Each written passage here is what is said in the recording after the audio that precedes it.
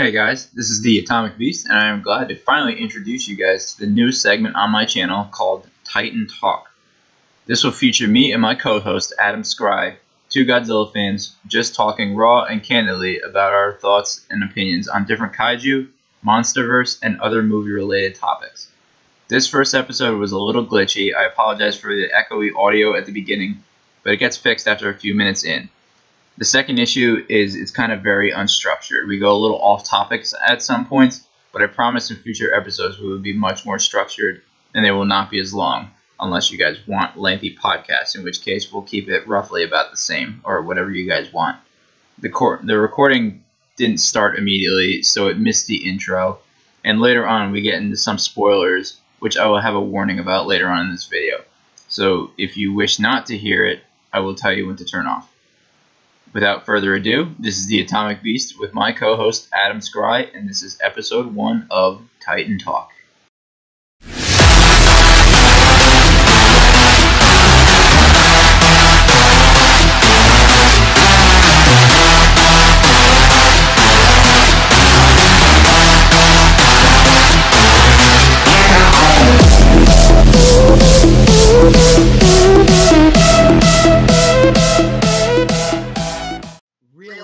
Storyline for the Godzilla anime trilogy. Really enjoy it. You actually liked it? I love the I will say I love the shit out of that anime. It wasn't too bad. It's not like it's not totally my cup of tea when it comes to a Godzilla movie, because I'm like I was kind of the old school type of Godzilla fan where I didn't really care much about the humans. Like when I was little, I grew up on Sci-Fi. I always watched Sci-Fi Channel. I remember Sci-Fi when it was actually spelled S-C-I-F-I. Now it's S-Y-F-I. And I was like, what the hell happened at one point? Like, I go back that far where I can remember that. So all I cared about was just seeing, like, whatever the monster star of the movie was. Like, it was mainly spider movies on Sci-Fi. So, you know, most of the movie was just giant spiders. So Godzilla, I mean... And now it's Sharknado. Yeah, it's all pretty much sharks. I can't tell you how many shark movies I've probably seen, too. Let's see. Malibu Shark Attack, Shark Attack 1, Shark Attack 2, Shark Attack 3, Megalodon, Ghost Shark. I think I've seen Swamp Shark. I've seen Sharknado. I've seen Sharknado 2. I did see the Meg, actually. The Meg was pretty good. I liked it. But, yeah, point is, most of them, you know... I like the Meg, too, actually. So most of them, you know, it's just mainly the shark or whatever on screen for the entire movie. So most of the movies where Godzilla was like in the background and mainly the human story, I was just like, man, I just want to see fucking more of Godzilla. So that's like where I'm at. And then when I was actually watching one of D-Man's videos, he said like there was an interview where the creator of the anime said he wanted this to be geared more towards the humans and Godzilla, and then right away I understood. I'm like, okay, now that makes a little more sense. So as long as they clear that up, like I could see that, but still, like, actually, if I'm not mistaken, I think Toho told them to focus more on the humans than the than Godzilla. Like, I even read in an article somewhere that Toho even said when it comes down to the fight scenes, not as much action. Well, there were well, the lack of. Yeah. But honestly, when it comes to the anime, the fight scenes, everything that happened was, to me, a hell of a lot more realistic than Godzilla popping up back on his tail and flying and drop kicking Megalon. You know what I mean? Well, that was also the silly show series. So I mean that was just that whole series was just meant to be ridiculous in every way possible. But yeah, so I mean, besides Godzilla not showing up in the anime too much, I don't know. Some concepts were just very weird to me, like what'd you call it? Where am I going with this? I wasn't a huge fan of Mechagodzilla City. I at least wish we could have saw the real Mechagodzilla. I know some people like it, some people don't, but I just wasn't really a fan of it. I kind of thought that I feel like that concept's been used somewhere already, where it's like nanometal taking over everything. feel like that's been used elsewhere. I just can't think of where it's actually from. But yeah. I'm trying to remember too, because now that you say that, doesn't it sound familiar? Like nanometal takes over. Or some sort of metal that takes over. Yeah, I'm trying. I can't for the life of me think of it right now, but I know there's another movie that uses that, like, kind of that same concept. But besides that, I mean, when I first saw Godzilla's design too, when this anime came out, first of all, I was like, I saw his dorsal fins. I was like, are those leaves? That was my first thing. I was like, are those leaves on his back? I mean, come on. Toho definitely gets a little ridiculous with these Godzilla designs, but I mean, it's different. I just think they could have done more with animation. That's the only thing. Like, animation, there's no boundaries. You can do whatever the hell you want and make anything look however you want. And I don't know. Godzilla's appearances didn't meet up to what I thought it was going to be for like an anime version. But I mean, it makes sense. Godzilla Earth, he's part of the Earth, so his spines are shaped like leaves, which is kind of a reminiscent of like that he's the force of nature. It makes sense, but yeah, you know what I mean. I agree. When the first movie came out, Planet of the Monsters, I didn't like it. I didn't like Planet of the Monsters. The reason why I love the shit out of it now is because now that the whole trilogy's out, it's one big movie. Yeah. And Planet of the Monsters is it sets up everything great, I think. Yeah. But then again, like I said, I wasn't as a standalone as each one of these movies are standalone, they all suck. Standalone. Oh yeah. But as a trilogy, for me, I feel like it's as epic as the first Star Wars trilogy. And I'm a huge Star... It goes, here's my list. Godzilla, Star Wars, everything else. Not bad. I'm gonna disappoint a lot of people real quick. I'm actually not a big Star Wars fan. I've tried watching it. I just can't get into it. I've tried watching the movies when I was younger. I just can't get into it. Well, the original Star Wars movies are great, and I would even go as far as to say the prequel trilogy that everybody knocks on all the time is actually better than the sequel trilogy that's been made by Disney. Yeah. I heard these new ones are glowing. And to be honest, I kind of like halfway like The Force Awakens, but the rest of the movie, okay, Rogue One was actually really good. Rogue One was really, really good. But the rest of them just suck. I was really disappointed with The Last Jedi and extremely disappointed with the Solo movie. But we're here to talk about Godzilla. Yeah. I could go into another Rogue One thing too, because we'll save this topic for another talk, because I do want to talk about this later.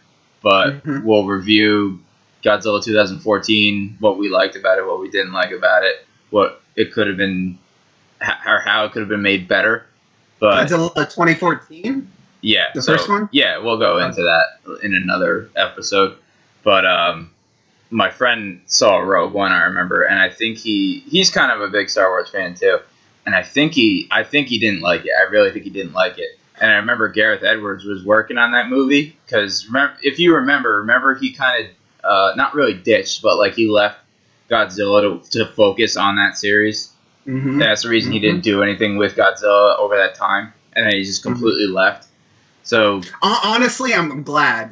Gareth me too. Edwards, but as far as his storytelling style, I fucking hate it. Yeah. But again, we'll get into that later. But my friend said, he was like, I really didn't like Rogue One. He was like complaining to me while we were at the gym about how, like, what was wrong with it. And my one line was like, this is the same dude who directed a Godzilla movie where out of a 2-hour movie, Godzilla got 8 minutes of screen time. Like that says enough about it.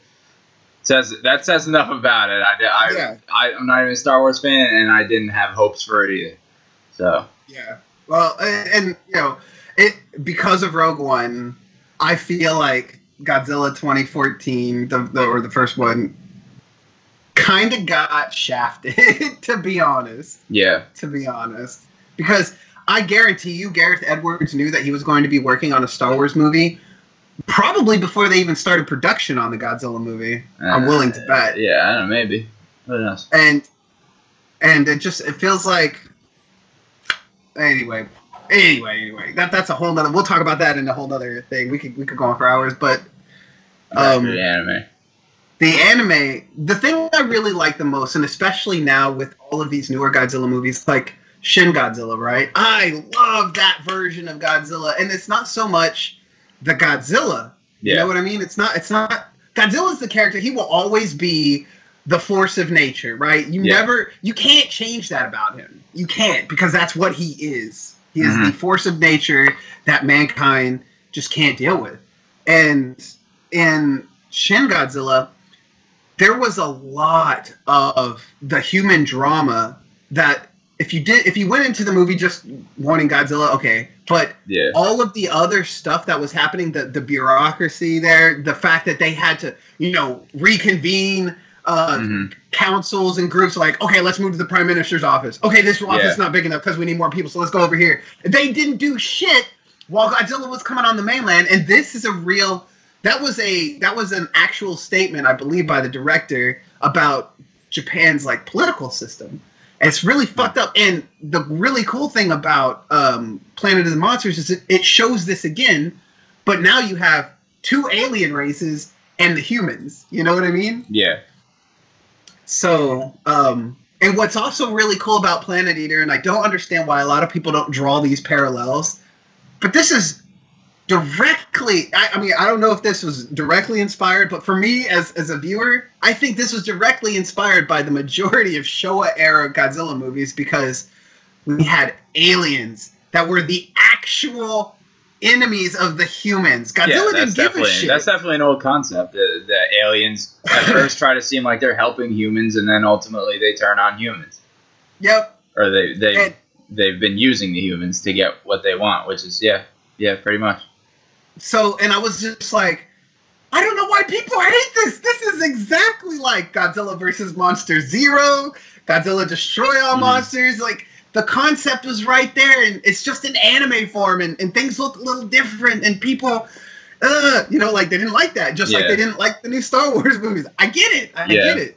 My thing about it is just everything moved way too slow, and it was, like, repetitive in that movie, too. Like, that's another thing I have it. Like, you would get maybe a 2-second clip of Ghidorah biting Godzilla, flip back to the humans. Oh, this doesn't make any sense. The scanner doesn't show he's there, but yet he's there right in front of us. Cut to another 2 seconds of Ghidorah biting Godzilla. Go back to the same thing. It still doesn't make sense. The scanner can't detect him, yet he's right in front of us. I'm pretty sure they said that exact line almost like 4 times. You could probably go back and count, and they probably say that 4 times.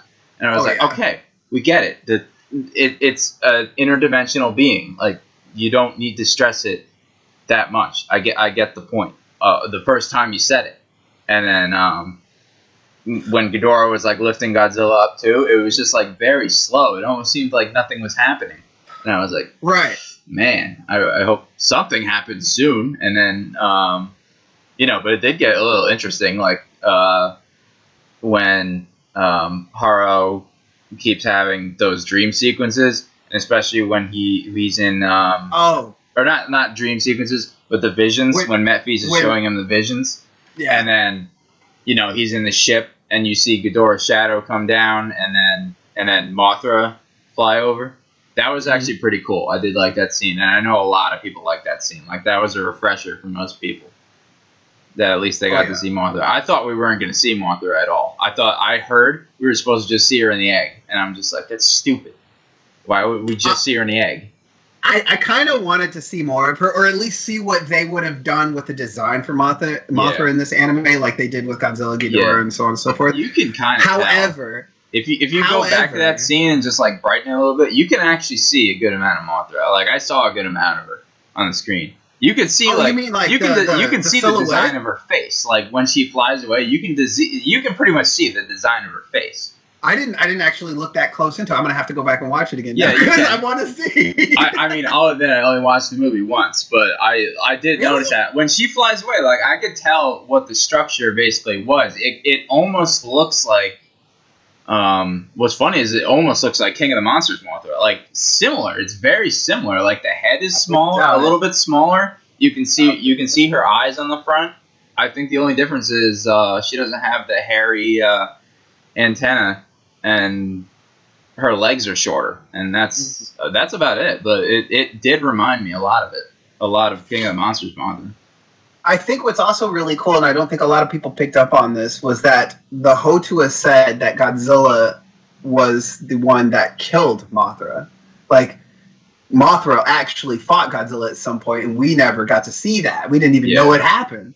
And they said that, you know, that Godzilla's the one that took their god out, so they don't fuck with Godzilla. Yeah. But some of this, I thought that was really cool. Yeah, I like the callback. Yeah, exactly. But what's really cool is because there's so little of it, though, I'm glad they didn't overemphasize it in like trailers or commercials or anything. You know what I mean? In the advertising. Then we would have been like, "Oh, Mothra's going to be in this movie." And that would have been a big. And then next thing you know, the 2 seconds we saw in the trailer was the 2 seconds we saw in the movie. Fuck. Which is what like many movies overdid, and that's like the 2014 one. 2014 one, I mean... we got more screen time in Godzilla, if you do the ratios. We got more screen time of Godzilla in the trailers for 2014 than we did in the actual movie. Oh, yeah.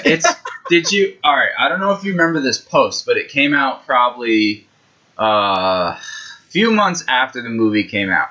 Someone on Godzilla hyphen movies, you know, the website, I don't know if it was one of the admins or something like that, but they took every Godzilla movie that was out at the time, and they calculated the full time that Godzilla was in each of the movies to total runtime of that movie. So usually they were about an hour and a half each, roughly, each Godzilla movie.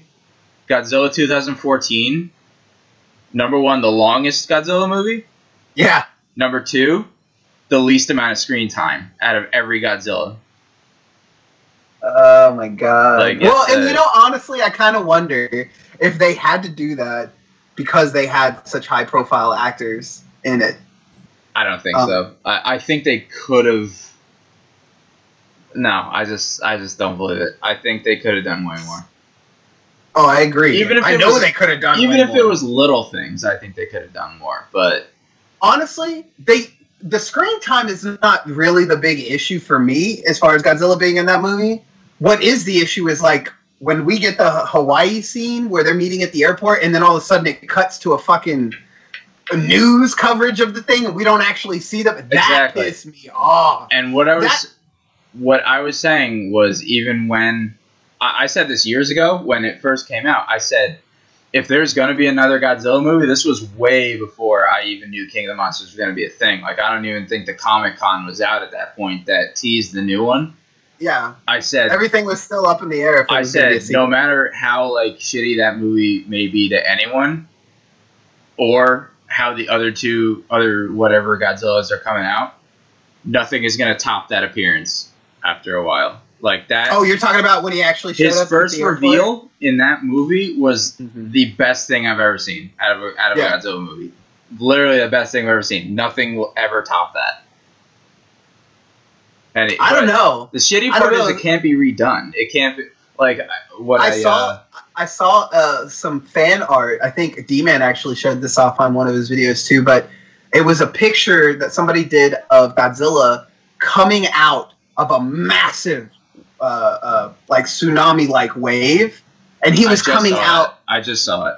I think that would be amazing to see. As far as a reveal, like the first time you see Godzilla in the movie or whatever, I think him coming out of a wave like that over a ship, and they're just sitting there going, "How is this possible?" Yeah, like, that would be so.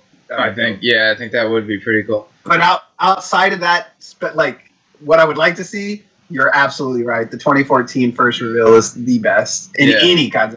I mean, the only way I would make that better if I could go back was, just keep him in the scene. Don't cut out. Right. That's the only thing wrong about it. It's the only thing they did wrong about it. And maybe some, like, when he got done roaring, and you know how he, like, lifts his head up and he's like, ah, and he does that little thing. Like, it'd been cool if, like, some smoke or something came out of his nose. Yeah. That would have been pretty cool. Well, he does that in the new trailer. Remember when, you don't remember that? In the in the new trailer for King of the newest trailer for King of the Monsters. After they say rival alpha to Godzilla, and you see Godzilla's head come in, and he's like growling, and then he sniffs. Go yeah, when it shows him in the daylight. Yeah. When it shows him in the daylight, yeah, you see him going, and you see like, well, it's dust kind of, but you know, you see the dust come off him, but it looks kind of like smoke. That's an epic good shot too. That looks like one of those what the fuck moments for Godzilla, like turn around, like what the fuck did you just say? So I'm not gonna spoil anything, but I have. Do you know who Methlo Kaiju is? Yeah, as a matter of fact, I was chatting with him over YouTube today. Oh really? Oh, we gotta get him on one of these then. Yeah, he has. His animations are really cool, by the way. I haven't seen him. He's one of those new guys I just recently got into, kind of. But I could tell he's got that inside source, so he's factual. So that's what I go to him for. He just released the Act 2 spoiler, like the Act 2 plot, basically, of the movie. Mm-hmm. So I just watched that. What? So I basically know what's happening in that. Like, kind of, I know what's happening in that scene, but not much of it.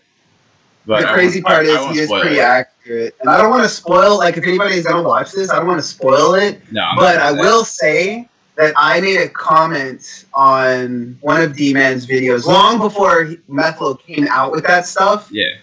And I was just speculating. And for what he said and for what I speculated on, I was like almost spot the fuck on. I was almost right on with how I thought, because all I was doing was taking information from the Monarch Twitter and the movie and the Kong Skull Island, and I'm just thinking to myself, okay, we know Ghidorah's in the Arctic, okay? We know that Rodan's in South America, and we know that Mothra's Temple is in China. Yeah. So I knew that we were going to have Godzilla face off against King Ghidorah, and he gave his ass beat. And nobody wanted to believe that. But you remember that artwork piece that they showed at the Comic-Con in Japan when they showed that crappy trailer, or when they showed the concept art for Rodan and Ghidorah and all that stuff? Yeah. Which picture? The one where it's Ghidorah and Godzilla underwater. Yes. I think we might actually get that, and I pray that they do not show us that scene at all. But I honestly think we might get that, because if you watch the trailer and you pay attention to the artwork itself, and you pay attention to the fact that they're in the Arctic, and like we know that. In the trailer, you have Ghidorah, Godzilla facing up on the trailer, and then you have a bunch of scenes where Godzilla's underwater. Why? Why is he underwater? And why is he not, like, moving about? So why are the humans able to just look at him? I think it's because that shit kicked up. I know the answer to that already, actually. Well, I'm just saying, like, that was the thought process I came up with. I've watched his first act, spoiler, and I'm going to watch the second one after we get done. But I was damn near spot on with everything that he was saying, minus a few of the details. Yeah. So...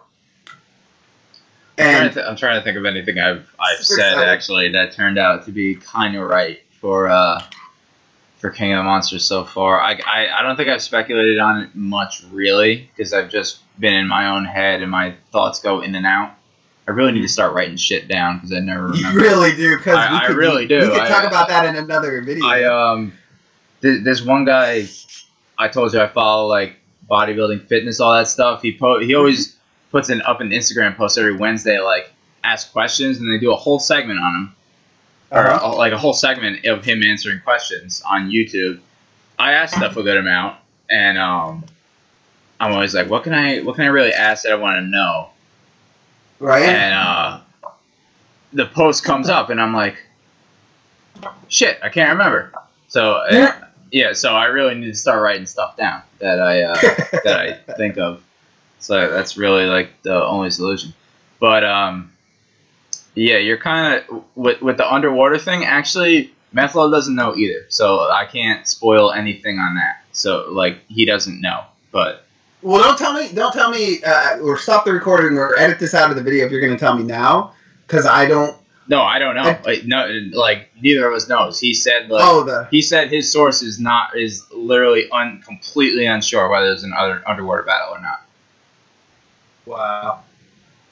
But yeah, I do know there's 3 fights. Yeah. I don't think that's much of a spoiler.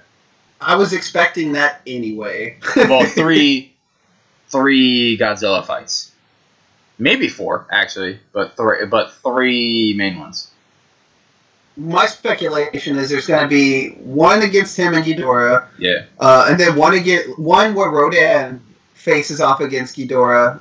And I know Methil already kind of talked about that kind of stuff too. My speculation was he's going to face off against Rodan, and whether or not he kills him or not, I know, like I said, I know what Methil Kaiju said, but I'm still gonna maybe. Yeah. But it's a possibility it could be wrong. So. But that would be the second battle we have, not necessarily with Godzilla, but the second battle we have, and then because and it's a really good callback to Ghidorah the Three-Headed Monster in the Showa era, because there was a small section of that movie where Rodan and Ghidorah were going at it, just them two. Yeah. So that would be really cool if they did that.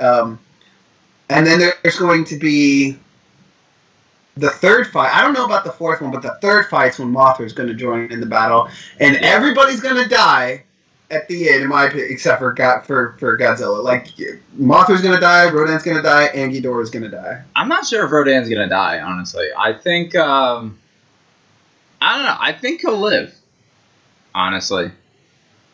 I really do think he'll live. I don't think Rodan will die. Why? If you don't mind me asking, I'm just curious. It just doesn't fit with, like, the canon, usually. Like, think of a movie besides Mechagodzilla 2 where Rodan dies. Besides his own movie, where they both die. Okay, you got a good... oh. No, yeah, you got a good... Doesn't he die in Final Wars? Does he die in Final Wars? I don't know. I can't remember. I gotta catch up. Mondays are my days off now, and I usually pop in a Godzilla movie on Mondays, but I've just been scrambling them from my collection, so I don't really go in an order or anything. I have these right here because I'm too lazy to put them back in my room. These are all the ones I just got for Christmas, so that's Is that 1985? Oh my god. That's Return of Godzilla Blu-ray. My fiance got me all this. Godzilla vs. Sea Monster Blu-ray. Oh. Godzilla 2000 Blu-ray. You know, I might actually go out and start collecting all the Blu-rays of the Godzilla movies too, because this was a very valuable one and well worth it. Rebirth of Mothra 1, 2, and 3 collection in Blu-ray. What? Where the hell did she get these, or did she order them online? I put them all on my Amazon wish list and gave her the wish list. We've been together mad long, so at this point we're just like, what do you want for Christmas? I don't know. So we just get each other little stuff, like kind of little stuff, or we pretty much say what we just need. So I'm just like, here's my wish list. Anything you want to get me, just get me. And then this was, before I got those 4, I ordered this one myself. Is that the Shin Godzilla Blu-ray. Wait, is that with an American dub? Because I haven't seen an American dub of Shin Godzilla yet. Yeah, this is American. Oh wow! I'll send you I'll send you the Amazon link for it. Okay, yeah, I'm gonna have to add that to my Amazon wish list, because I used to have. This is how old I am. I'm gonna date myself. I used to have all the Godzilla movies up until 1995 Godzilla vs. Destroyer on VHS. All of them. I have a good amount of them on VHS. I'll take a picture of my collection at some point. But most of them are VHS. The only one I broke one. Broke Mechagodzilla 2 by accident. Oh! That was one of the best ones too. The way I broke it is actually kind of funny. When he glows red for the first time and he gets a spiral red for the first time, I rewound that part too many times to where the thread broke, and oh no. And then it got caught on one of the little like spikes inside the VHS slot that holds the the little twisty things or the wind things.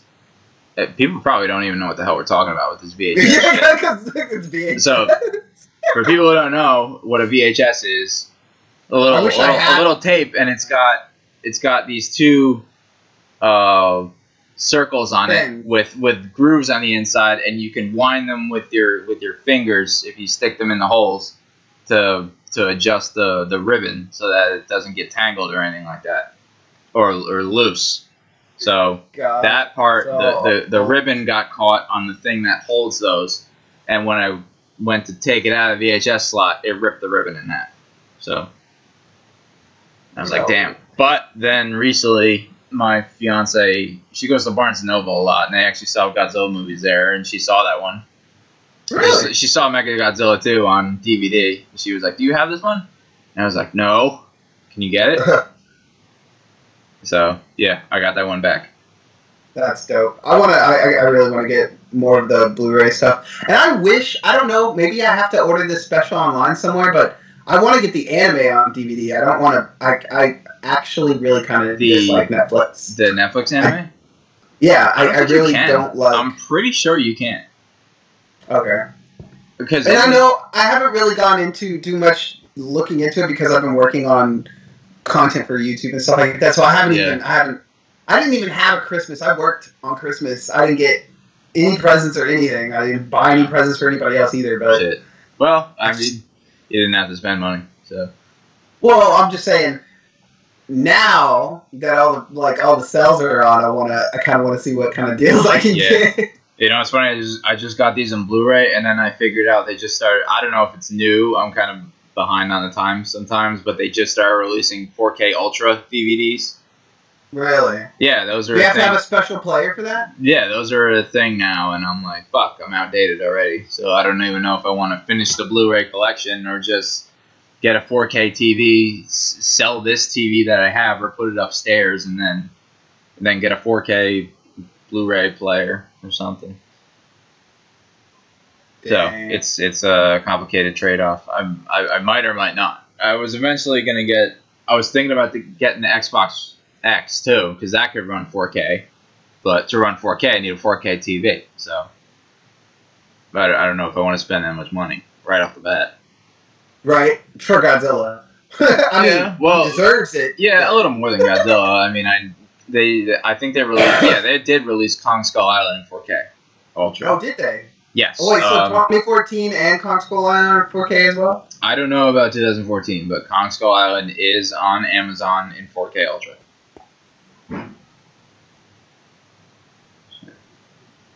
So what topic were we on again? We were talking. We were supposed to be talking. This was supposed to be about the anime, but it's just if this goes up and anybody's watching it, I'm just gonna say this right now. This is the first time we are ever doing this, so we're just kind of all over the place. Who cares? Next time it'll be a lot more structured. Oh, next time I'll do a full introduction. Hey guys, welcome to Titan Talk. We're your hosts. Blah blah. Right. All of that goodness, right? Make sure to hit that like and subscribe button. Yeah, do that, all that type of shit. I'm still getting used to being on camera too. I've just done pre-recording so far. I've been doing like a few videos like lately ever since Tokyo Comic Con. I think that was my first one getting back. It was it was the first trailer review, then Tokyo Comic Con, then the teaser to the teaser trailer review. And then a few other things. Teaser to the teaser. Remember that teaser that got leaked online? Yeah. I reviewed that. I think that actually got the most hits, like out of everything else so far. But not that many, only like 600. Right. But so actual crazy fact about my YouTube account. So I used to do edits a long time ago. When I discovered Adobe After Effects, I was like, this shit's pretty cool.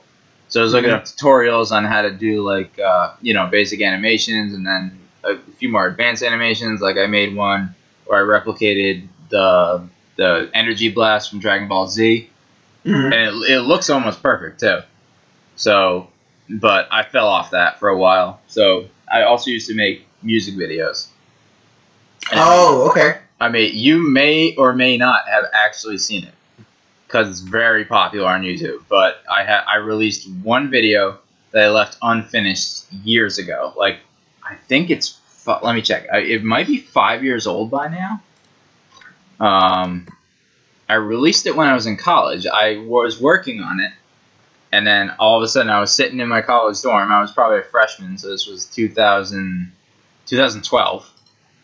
And I'm like, oh shit, there's this Vegas file I never finished, and it was like everything was still there, but it was just an unfinished Godzilla music video. So I finished it, re-uploaded it, and to this date, so this was released 6 years ago. If you want to look it up, it's called Godzilla's a Hero, Skillet Remix Music Video. It's the most viewed and best rated Godzilla music video on YouTube. 1.7 million views. Shut up. I did not expect it would get that popular. This was just like a basic music video. Which one is it? Godzilla is a Hero. Under which YouTube? Because there's actually, it seems like if you made this, a bunch of people ripped you off. I don't care. Mine has the best amount of views. Skillet Remix Music Video. That's the name of it. Is it? It's not Brian Camper. That's not you, right? No, it's called Godzilla is a Hero hyphen. No, I'm looking I'm looking for your YouTube channel. Oh, my YouTube channel is The Atomic Beast. There it is. Okay, 6 years ago, 1.7. Yeah, there it is. Okay. So I never expected that to get that big, but I can't monetize it, unfortunately, because it's copyright. So. No, well, and honestly, like, all of my Godzilla stuff, I at first, like, I don't know if you heard all of the themes and the orchestral stuff that I've been doing. I gotta give that a listen, actually. Yeah, I've been redoing, like, all of the themes for the monsters that are going to be in the new Monsterverse movie and stuff. A lot of people really like it. Long story short, I decided to actually take the copyright part off and make it Creative Commons so that other people could use it. Because it's not... Yeah, I guess it could be copyright, but the way I structured the songs and stuff, it's well, you'll hear it later, but I made it to where other people could use it. Because I'm not going to sit here and try to make money off of Godzilla. That's Toho. Toho created Godzilla. Let them make their money. I'm just a huge-ass fan. And Godzilla is also like an outlet or medium for me to be creative with my own talents. Does that make sense? I can see that. So I'm definitely going to be checking out this music video that has 1.7 million views. I'm surprised that nobody else is really, like, subscribed off of that. Yeah, I'm not sure either. I mean, you're doing well. How long have you had your YouTube channel on? Since November 2007. But when did you actually start? I uploaded like shitty videos of my like 8th grade grammar school dance when I first started. So those are. No, but I'm saying, like, what year? What year did you actually start trying to make YouTube videos and want to do it more consistently? This year. This year? Yeah. Like, see, mine says I joined 5 years ago or however many years ago, but I didn't actually start making YouTube content until last year. So. Yeah. Let me see. When did I upload? I'll see when I uploaded my... It said 6 years ago when you uploaded 6 years ago. So then the one right after that, if you go to my channel, you should see...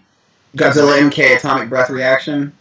Atomic Breath Recreation. That's literally me when I was 6 years... 6 years ago when I was filming in my basement with a shitty Polaroid camera. Not Polaroid, but Olympus camera that my parents bought me.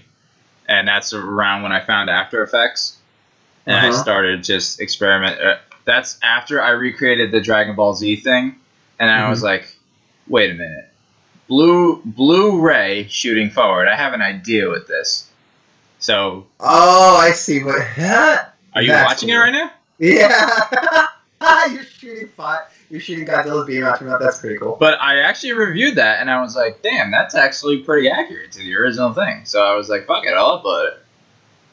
That's really cool. Yeah, so That's that really got, I mean, I really don't have those talents anymore. I long forgot really how to use After Effects. But that got 46K views, 46K views, which isn't bad. And then I took 6 years off, and then yeah, like my first video coming back was 2 months ago. So, and the most views I've had in recent is 675. So, but I mean, I kind of wanted to make something off it, but now, as of now, I really don't give a shit anymore. I just want to talk about it with fans because I really don't have anyone to talk about it with. So, well, now you do.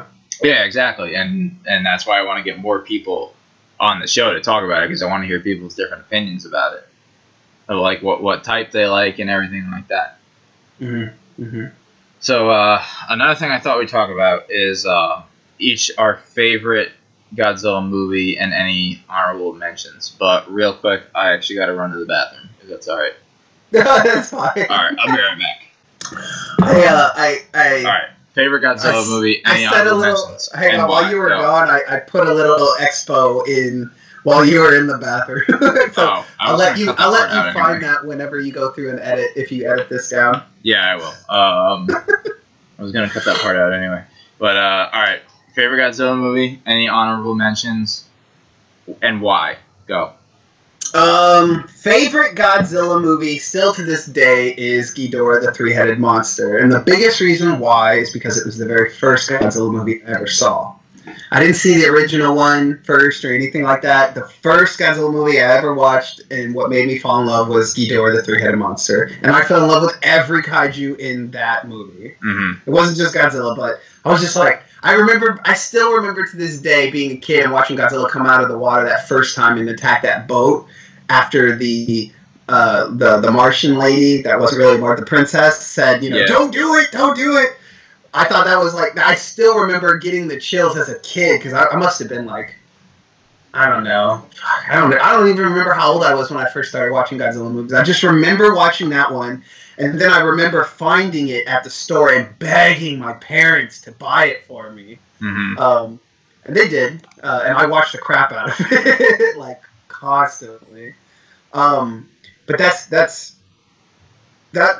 my favorite, not only because it was the first one I ever saw, but even after I've seen all of them now, it's still my favorite because it's kind of a self-contained story, minus the fact that the humans already knew of Rodan and Mothra and Godzilla's existence because they all had their own solo movies before this movie. Yeah. And this movie was actually meant to be Ghidorah's solo movie. It just so happened that we had Godzilla, Rodan, and Mothra fighting against him to save the world. That's why it was called Ghidorah the Three-Headed Monster instead of Godzilla versus Ghidorah the Three-Headed Monster. You know what I mean? But and which is another reason why Ghidorah's in the runnings.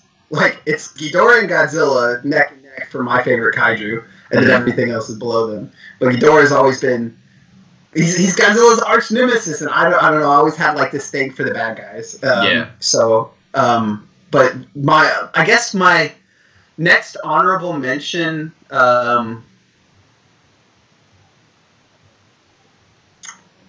I would have to say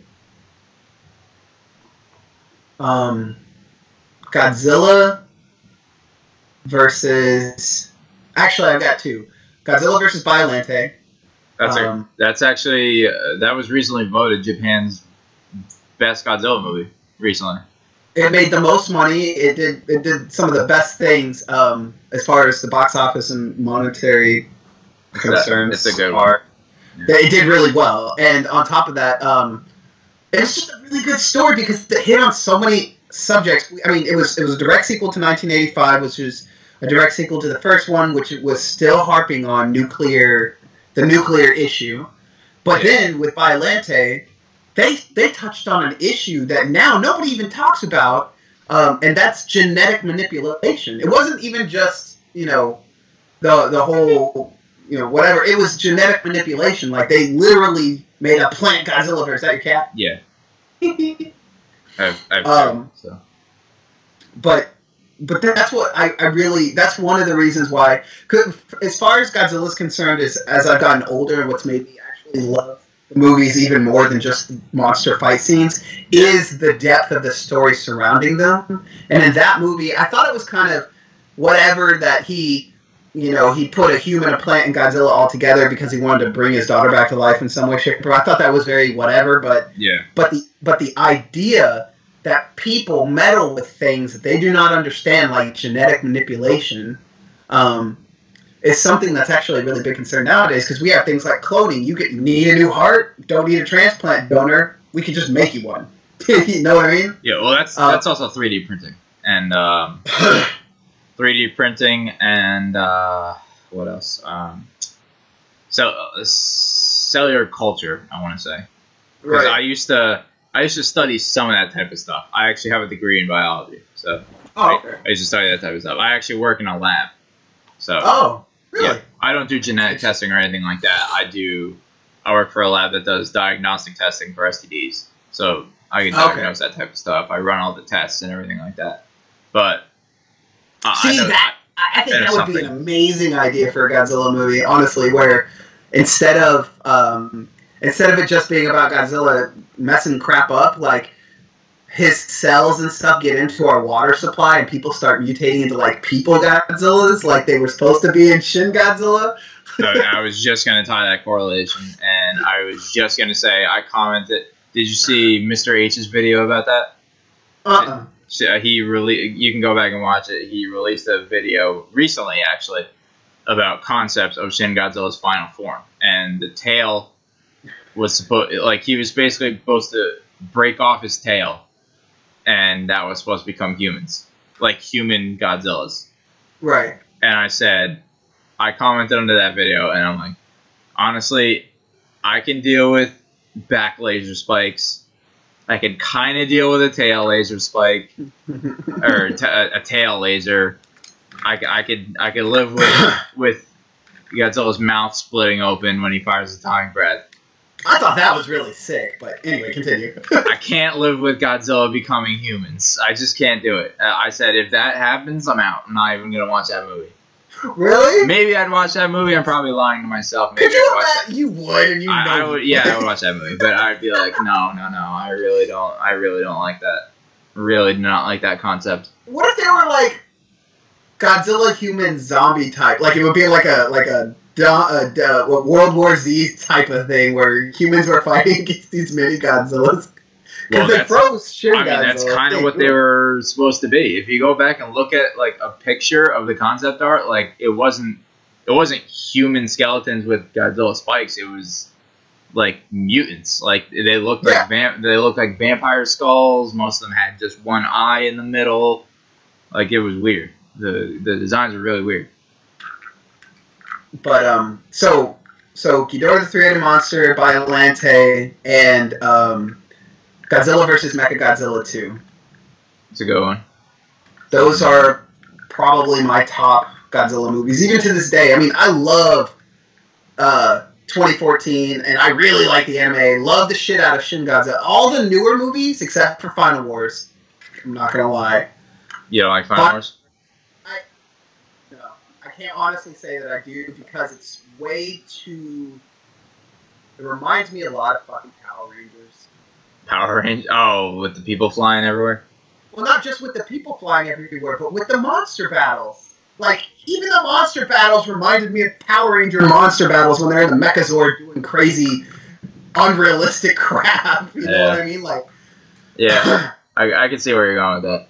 But, but anyway, but those are the three. And the reason Mechagodzilla 2 specifically is because it had Rodan in it. I love Rodan. He's one of my favorites too. It was, to me, outside of the oxygen destroyer, the most realistic way we could put down Godzilla, because they killed off his brain that ran his motor functions. Yeah. Like, we beat him. That was the only movie that, well, it's not the only one, but that was the only movie outside of the original one where we legitimately whipped his ass and probably could have killed him. Yeah. But Rodan fucked it up for us. Yeah. That's actually accurate too. Dinosaurs did have 2 brains, so that was actually anatomically accurate. Yep, and that's another reason why I really like the anime, is because in the anime they explain Godzilla a lot more scientifically than he ever has been explained in any other movie. Mm-hmm. Because they're talking about like the fact that his beam is an electromagnetic beam. It's not an atomic breath. It's equivalent to a massive ass railgun. Yeah, what it is. Yeah, I like how they started doing that with new movies. The first movie I realized when they started trying to incorporate real science into fiction was actually Iron Man. If you think about it, Iron Man puts every the first one. Yeah, since Iron Man, they've always looked at things from a scientific perspective. If you think about it, in every Marvel movie since, you know, Thor, like you can't really like a magic beam that teleports you down. Oh, that's an Einstein-Rosen bridge, right? Yeah, which is an Einstein-Rosen bridge. It ties science with fiction, which I like. I like how they do that. And that's one of the biggest reasons why I love the shit out of the anime, is because all of the little details on how things happen. Like, for instance, in Ghidorah the Three-Headed Monster, it never really explains the princess and where she got her powers, who gave them to her, how she was able to predict all these things, other than the fact that she called herself a Martian. You know what I mean? Like, yeah, that was their end-all answer to every question. But as the movies went on, and you know, you had the Heisei series, the Millennium series, all that kind of stuff, like, they started doing that, and I feel like that gives more substance, more density to the idea that Godzilla could be real. Like, they're essentially trying to figure out the best way to make Godzilla seem like it could be real. You're talking about Shin Godzilla, right? Well, not just Shin Godzilla, but 2014, the anime, and Shin Godzilla. Like, because I was gonna say they did. I don't know if they should have had it in the subtitles for the. You said you only saw the Japanese version of Shin Godzilla. Yeah. Yeah. Well, in the English version, I hope it runs the same. They say there's no way the aquatic creatures should make it on land because the immense weight would crush it. Right, yeah. Yeah, they said say that in the Japanese too. And then it comes on land, and then they later find out that its body is made of new metals or new elements that haven't been discovered. So, right, like, they try to. That's their way of saying, like, we don't know. That's their way of saying we don't know. We don't know. The way of saying we can do whatever the hell we want. This is fantasy. Right, and but that's still cool. It's still a good explanation. It is. Well, I'm okay with that, but what made it even better for me is like how they defeated him. They froze him, which it's not a new concept, but the way they did it by introducing the liquid to freeze his blood, like before they just wanted to shoot an ice beam at him, which was cool, made for really good special effects.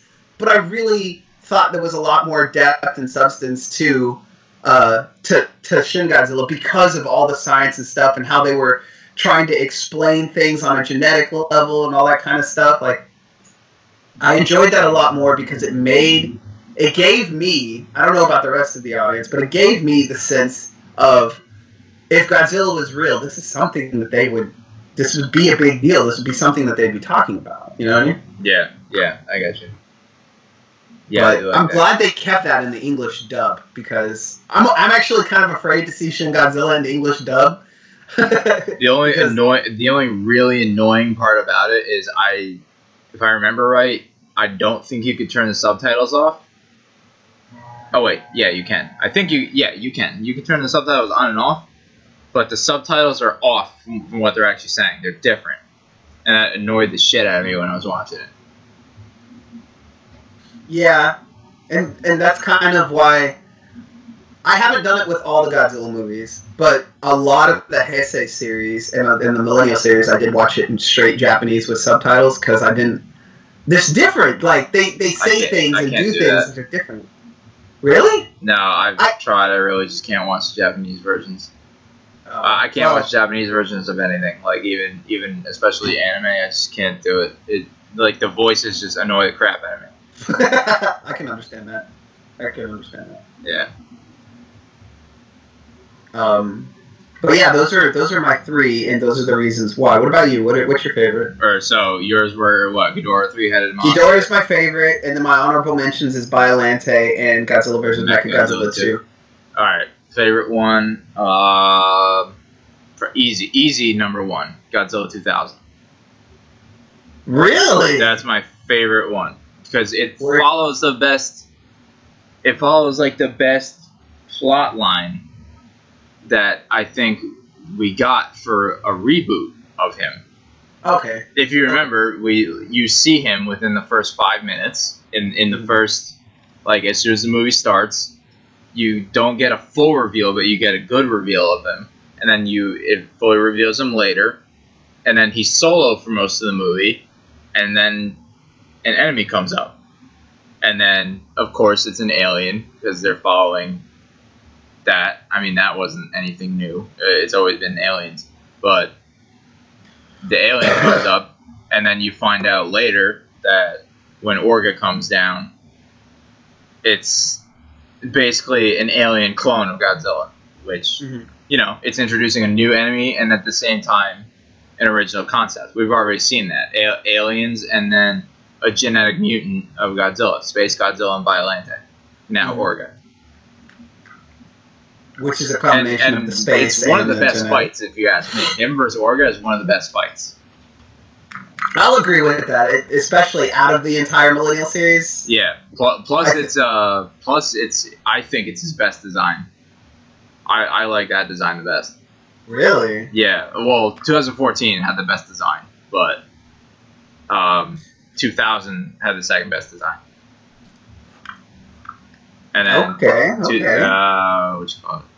2002 was Megagearus, right? That was close, but they changed a few things. No, that was the same design. 2003 and 2003 they changed it a little bit because he was a little different in Godzilla against Mechagodzilla and Tokyo SOS. He was slightly different. Like his neck was a little different, his head, his snout was a little different, and then his spikes were gray instead of purple. Right. That's where the change was made. But yeah, that's undoubtedly my favorite.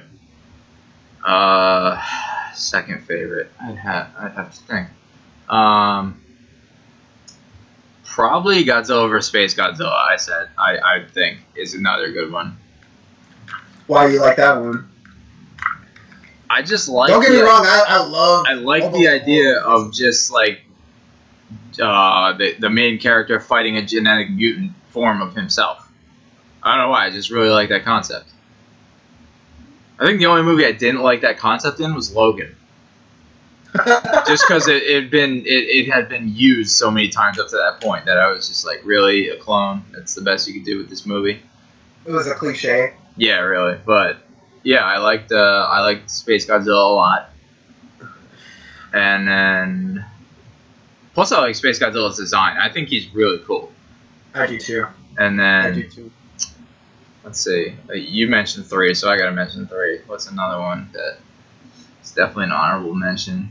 I was trying to only mention 2, but when I thought about it, I was like, no, I really do like Godzilla vs. Biollante. So, I'd definitely put that one up there too. Yeah, I might have to say that's my third. I really don't like any others besides that. I mean, the original's obviously good.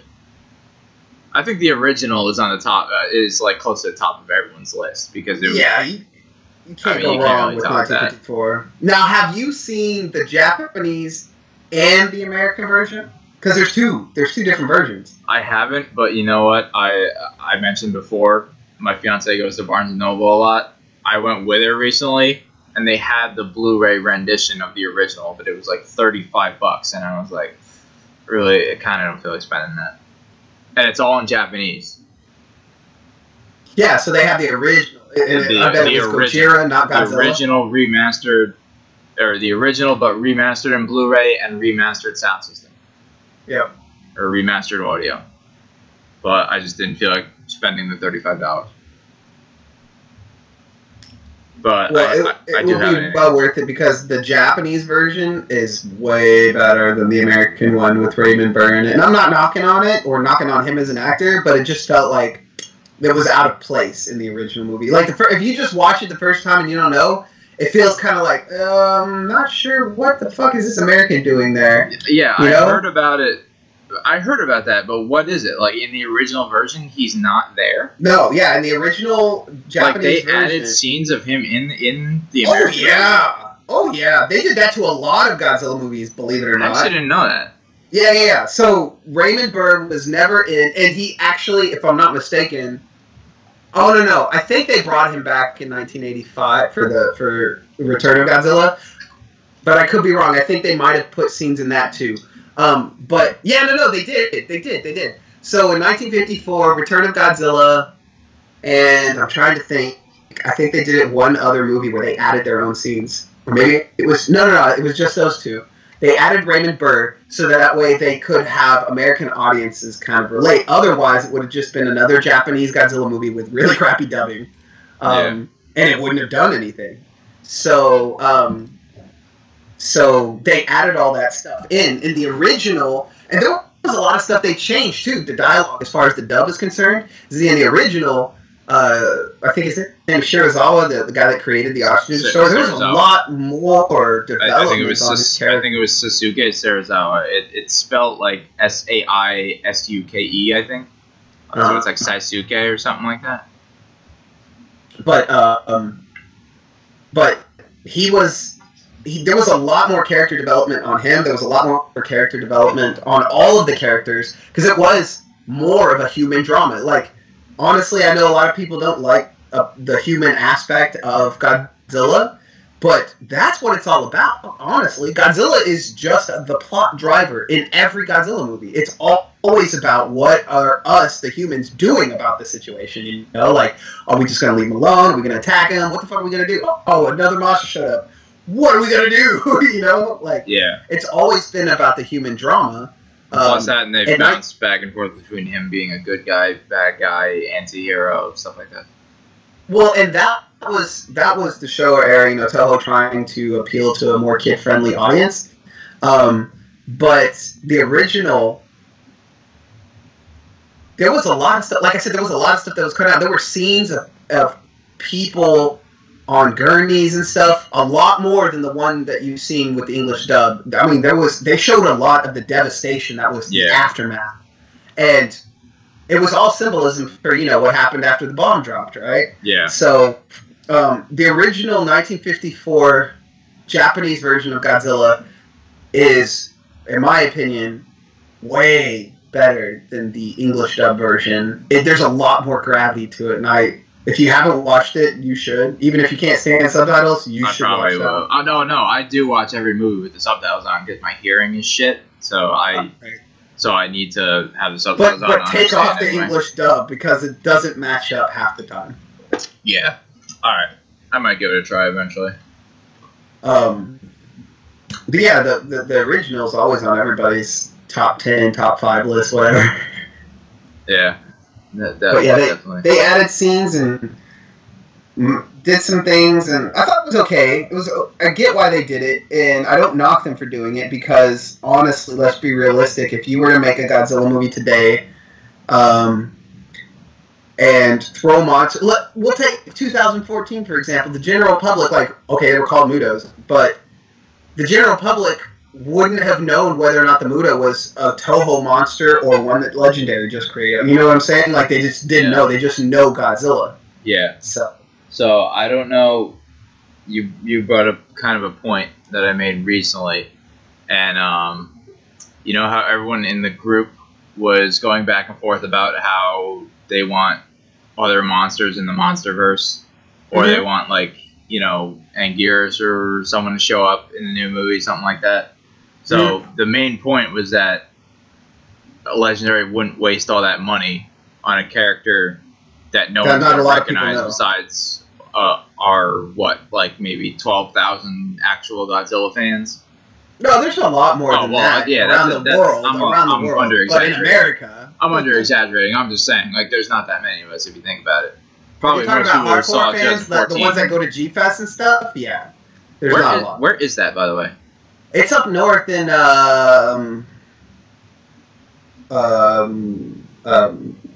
what's the state that Chicago's in? Illinois. Illinois. I think it's in Illinois or one of the states up in that area. It's always up in that area. Oh, okay. All right. Yeah. Anyway, what was my point? Oh, yeah. So I actually put polls up on. You know how you can do polls on Instagram now? No, I don't. I actually don't use Instagram. I'm going to be getting into it. I'm more so Instagram, you can. You know how Snapchat, you can create a story. Do you have Snapchat? You don't have Snapchat? I'm not a big social media person, to be honest with you. Well, I just do it for the memes. But that's pretty much all I use it for anymore. I really don't like social media that much. But you can create polls, basically. Just like ask a question, and it's a yes or no.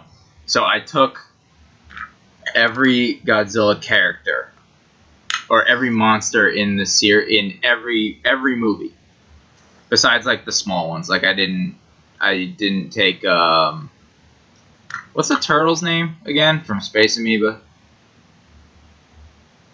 What?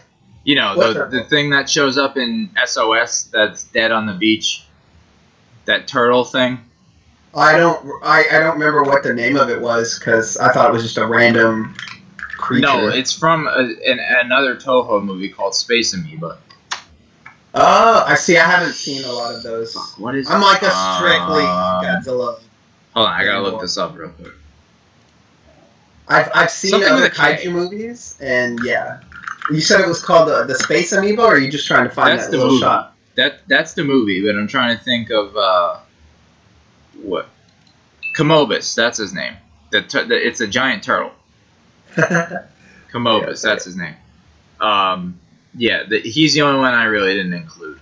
But I put up the polls on my Instagram, and I said, this is to my general audience, I'm just running polls. Just tell me yes or no if you've ever heard or seen this character before. And I put up a picture for every single one and put, have you seen this one, yes or no? A majority of everything. Like, I didn't get one either balanced or positive vote on anyone. So, like, the only recognizable ones to the general public were, like, you know, Ghidorah. And that's probably because of the trailers. Yeah. And that's it. That, like, no one else really knows the other monsters.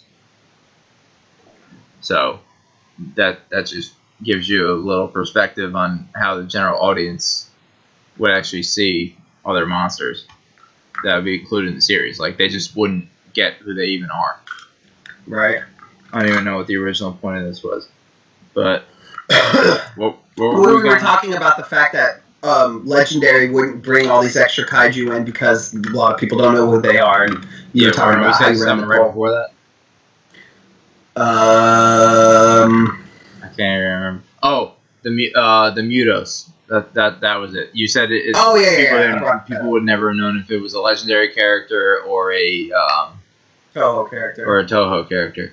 You know that I think I might be the only person who's okay with them calling them Titans in this new movie, because I get what people are saying in that. Because I thought it was weird in the first movie how the monster was called Muto, but they dubbed everything else a Muto too. Kind of thought that was weird. I like didn't think it fit. Like, it was a cool massive unidentified terrestrial organism. Yeah, I mean, it was a cool it's a cool concept. What do you call it? Acronym? Is that it? Mm-hmm. Yeah, it was a cool acronym, but I just didn't get why they used the same name for both. They should have at least called the two different names, and then they could have stuck with. They could have stuck with Muto. What I'm curious is, 2014 technically takes place after Skull Island does. Yeah. And they don't ever call them Mutos in Skull Island. They just call them Kong and the Skull Crawlers. You know what I mean? Well, that's because, like, they just came up with Muto in that movie. Right. They say it for the first time. Okay. Well, then that makes sense. Before that, they're only dubbed monsters. He just says monsters exist. And to be honest, now that I'm thinking about it, I'm going to have to go back and watch this. I think that is the military acronym for it. It is not Monarch's acronym for them. Yeah. And I think maybe that's why they're called Titans. By Monarch. By Monarch instead of... And it makes sense, too, because... What I really like about Legendary's Monsterverse and what they've done with the concept of Godzilla is instead of him being a nuclear... something that we created, he's always been here. He's more like a legend, you know what I mean? Yeah, I like that. I like his origins a lot better in this movie. I think they're really cool. I don't want to say they're better than the original one, but I like the fresh new look. Equally balanced. You know what I mean? Yeah. And I thought that was really cool. But man, I think Muto is just strictly for the military, to be honest with you. Yeah, I think you're right. I think you're actually right. The military, because General or Colonel Stenz comes up with it. Mm-hmm. Yeah, he's the first one to say it in the he says out the massively unidentified terrestrial organisms that are now airborne. Yeah. But so you polled everybody, and you didn't get any positive responses on any of the monsters? As in, I didn't get one that was 19 yes, 18 no. It was all more no's than yeses on every single one. You should have put Gamera up there. I did. Still negative. People didn't know. Really? People still didn't know. Damn. I still think a Gamera movie would do well, though. Did you see the teaser trailer for that Gamera movie that never was? Yep, I remember seeing it the day it came out, and I actually just watched it again a few days ago. It's still so good. It is really good. It's very well done. Make that movie. If they were to make that movie, I don't know, I haven't ever said this about a Godzilla movie, but if they were to do that movie, or make that Gamera movie, I might just fly to Japan to watch it on opening day. Yeah. I don't care if I can't speak the language, just because it looked amazing. And I liked how, when Gamera blew his fireball, the gals were, melting and shit, and they showed it. I love it. You never see that whoever stuff made that, it was very talented. Because that was very, what's the word? It was just very well done. It looked like a professional did it. Besides, with the exception of the ending where the CGI was a little off. But it was done by the studio that I can't remember the name of the studio that makes the Gamera movies or made the Gamera movies. But it was done by that studio. When people ask, is this a trailer? It's no, this was actually just a little. It's a project. Thing. It was just a little thing that we just wanted to do. They weren't ever intending to make a movie out of it. Yeah, which sucks. But what was I going to say about it? I haven't said my theory on him yet, actually, and I do have a decent theory on him. So, if you look on Monarch's website, there's... Oh, wait, theory on what? What are we talking about? The turtle? No, we're talking about Gamera. Oh, okay. Go ahead. Oh! You think he's going to come into the Monsterverse, huh? This is the only theory I could have about him. If you look on the Monarch website, there is an outpost. I actually had to look on YouTube for this to see, geographical wise where this could be, because I'm very bad looking at a map. I can't tell where anything is. So one of them is in Siberia. One of those outposts is in Siberia. At kind of the top. Are you on the website right now? Yeah, I'm looking at the globe right now. So, do you know where Siberia is? Isn't it? It's near Russia. Yeah. Wait, is that... I don't see a little thing up. Maybe it's because I actually haven't done any of the stuff on the website. But it says Monarch Outpost Classified. Is that the one you're talking about? Yeah. No, you can only see that. You can't see... well, there's a bunch of ones with red little dots, and I'm not exactly sure what those are either. Yeah. But that's the only one that just shows a picture of... Oh, well, actually, there's a couple others, too. One in the Pacific, one in the Atlantic. Anyway... So Siberia. I watched a YouTube video, and one of them said that location is most likely Siberia, because that's where it matches up on the globe. And then I did a little research on it, and if you remember, Gamera's origin is he was shot down in a dogfight in Russia between the USSR and the Americans, and he crash landed in Siberia. Gamera did? I'm pretty sure. Let me double check that, but I'm pretty sure that's what I read. Hold on, I'm gonna double check it right now.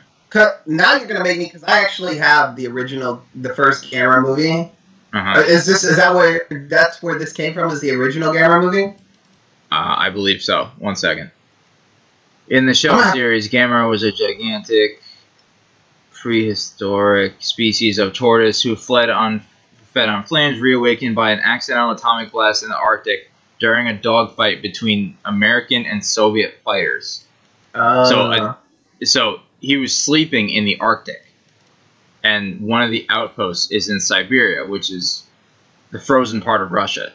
Mm-hmm. And what the person speculated it could be is if you remember, there was like a random giant crater discovered in Siberia.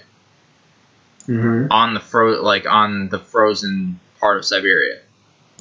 So that could be him. It's possible. I mean, because it. The only reason the only reason I tied that to him was because he was linked with the Soviets in his original movie, and it's that outpost is in Russia. True. So I mean, I could be wrong. Could just be another random one, but.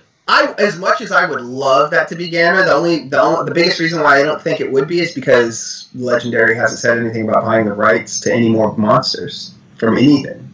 Not just Toho, but anything. Yeah, I speculated on that too, or I thought that too, but then again, they could easily just throw it on the website, and then if they can't get the rights, just make it something different. They could, and that might be that might be their intention with doing this, but. I mean, I can only hope that would be Gamera, because I think that would be sick, but again, I don't think a lot of people, like you said, a lot of people don't even know who Gamera is, and I don't think that, from a business standpoint in Legendary's financial department, I don't think it would be wise to make that movie. I think the only way they could make it work is if they threw it in with another movie where he fights another Toho monster. Popular Toho monster. I think then they could throw him in. He doesn't have to be with Godzilla in his first movie. But I think that's possible. I agree. I think they could. I think Japan would have to do it first before Americans or Legendary would actually pick it up. And by Japan doing it first, I mean we would have to see Toho. Well, it's not. Well, Toho doesn't own Gamera. Exactly, that's what I'm saying. We'd have to see Toho and the studio that made Gamera. I can't remember its name. I think they sold it. I think doesn't Gamera belongs to someone else, doesn't he? I don't know. I'm pretty sure the original company that created Gamera sold, either merged or sold to another company who now owns Gamera. I guess I could, just as easily look it up right on the internet. Yeah. Gamera Wiki, yeah. There we go. Let's see. I can't. Originating from series Japanese to Tokusatsu films of the same name. Okay. Gamera first appeared in. How do you say that? Diels. It's in English. It's Daiel. Yeah, Diels. I guess. Gamera gained fame and notoriety as a Japanese icon in its own right. The characters appeared in media such as Company. In the United States, Gamera attained prominence during the 1970s due to the burgeoning popularity of UHF television stations during Saturday afternoon. Oh, Creature double feature. Oh, okay. In the 90s with 5 Gamera films that were featured in TV. Mystery Science Theater. Okay. I'm trying to figure out who owns film history. Gamera's. I cannot find appearance.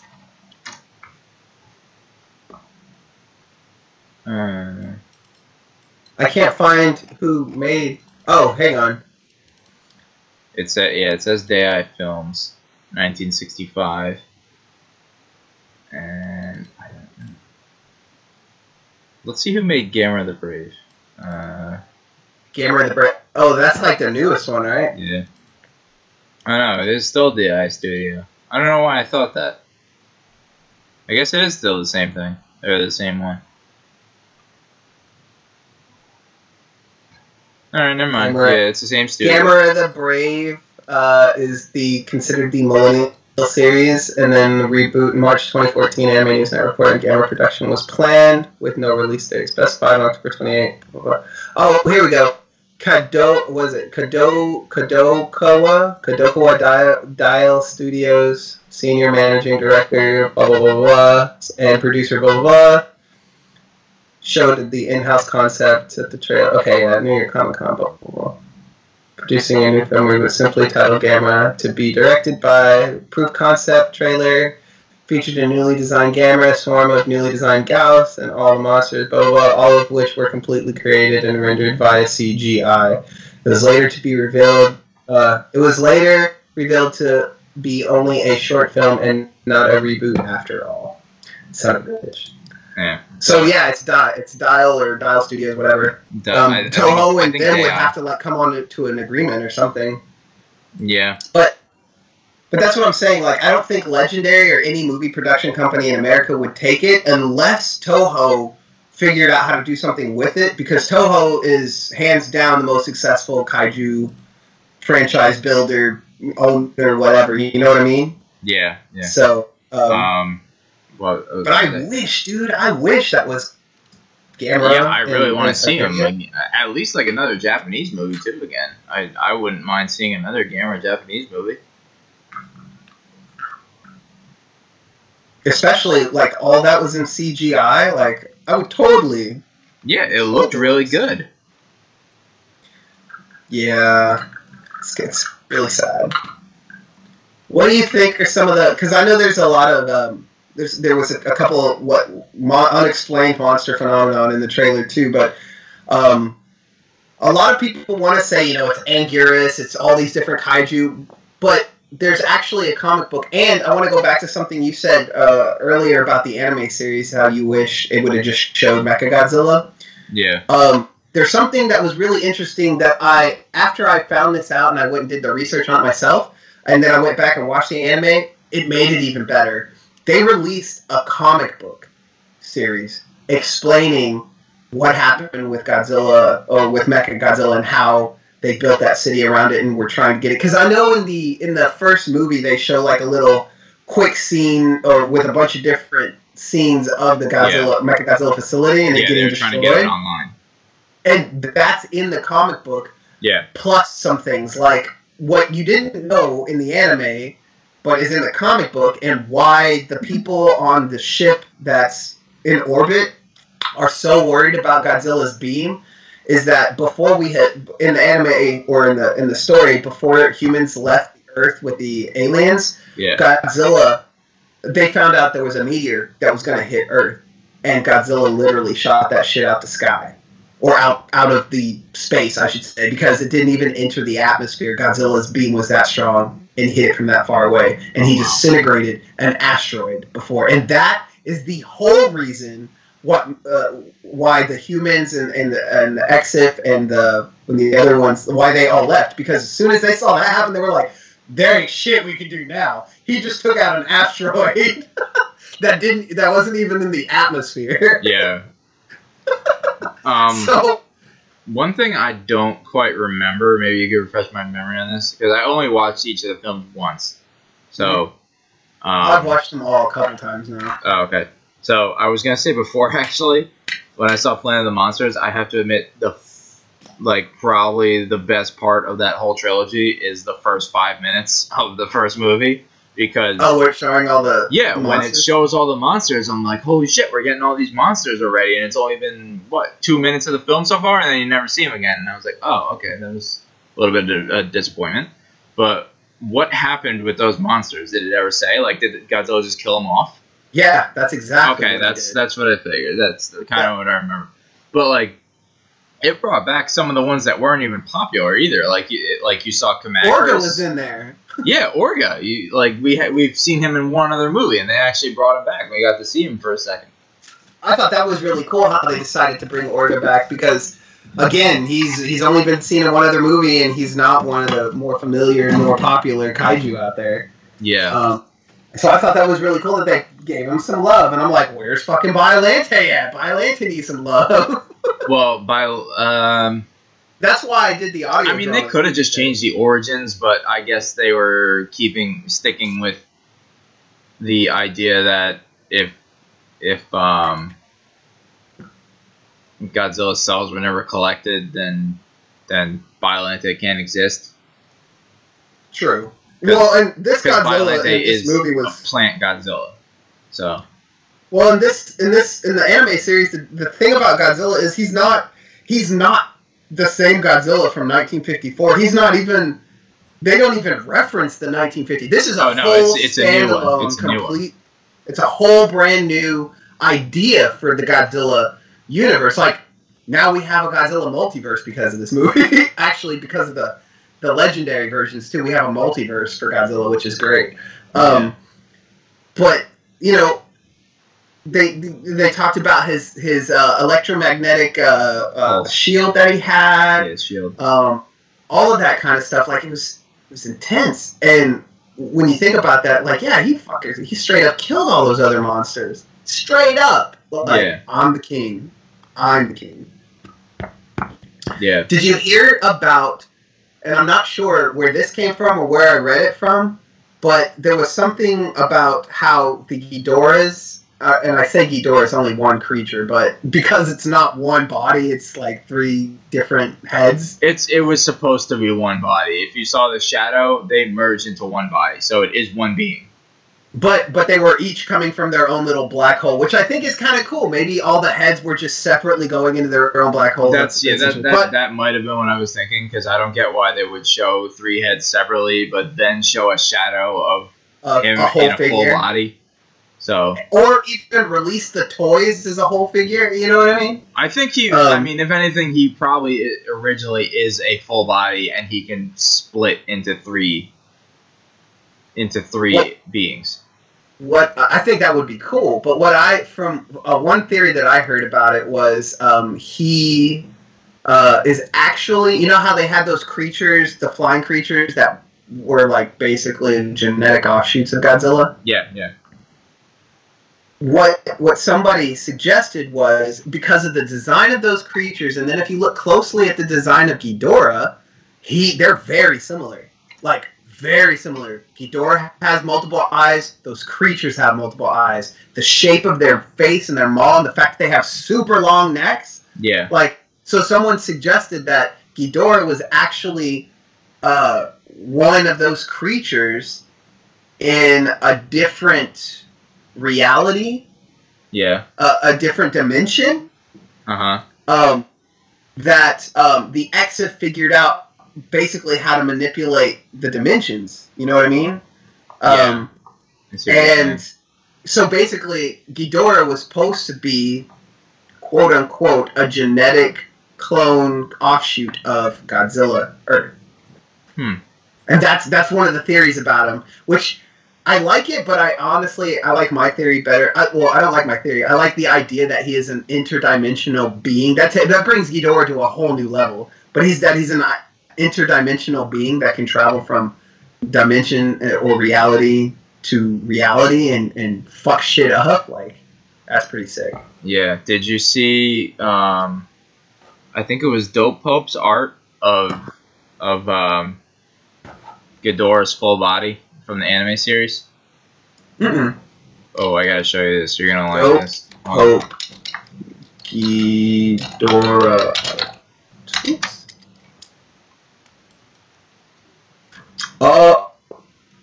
Hang on. Let me see if I can find it. Pope with an E, not pop. Search. I'm trying to find it. It's like an well, you'll probably see Shin Ghidorah. Yeah. Which, by the way, that looks dope as crap. honestly. Oh, wait, hold on. What was it called? I think I just found it. Damn it, where was it? Where was it? I literally just saw it. Here it is. 1 second. I'm gonna send you the link. How are you sending it? Facebook, Skype? Over here. Or over Skype. Alright, check this out. Someone actually rendered a full version of Planet Eater Ghidorah. Like in his full body. Whoops! I totally messed this up. Oh, you didn't send it yet, that's why. Yeah, I just sent it over Skype. I totally messed up my Skype. And it looks really good. Like, if we saw this version, I would have been like, holy shit. Like, this is the Ghidorah I would have expected to see in this movie. And... yeah. We just... yeah. Get it. Have you seen that? No. What? Yeah, it's really good, right? Dope. Yeah. I'm not sure if Dope Hope made it, but it might have been someone else. Yeah, I think it was someone else. But that is sick. I know. Imagine if we got that in the anime version and Godzilla fought that. I would have loved that so much more. Yeah, but here's the problem. They were trying to be as realistic with that as possible, and having 3 Ghidorah heads come out of black holes isn't really that realistic. But well, what they're trying to do. I mean, they already covered that part because it's interdimensional and it's being controlled by. Well, right. They covered it, but what I'm saying is, so with all of the realism that they tried to have in this movie, yeah. First off, Godzilla was almost 1,000 feet tall. Yeah.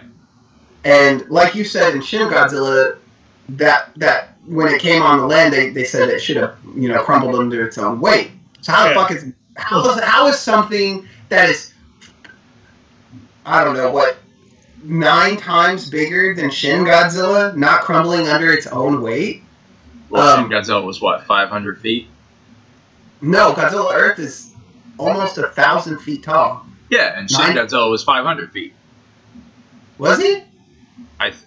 Oh no, he was like 450 maybe, because they went back and forth. Remember, Legendary made the biggest Godzilla, and then they Shin Godzilla and they were like, nope, we have the biggest one again. So it's just a race between that. But specifically, Godzilla Earth is so big. Yeah, he's 1,000 feet. I think he is about 1,000 feet.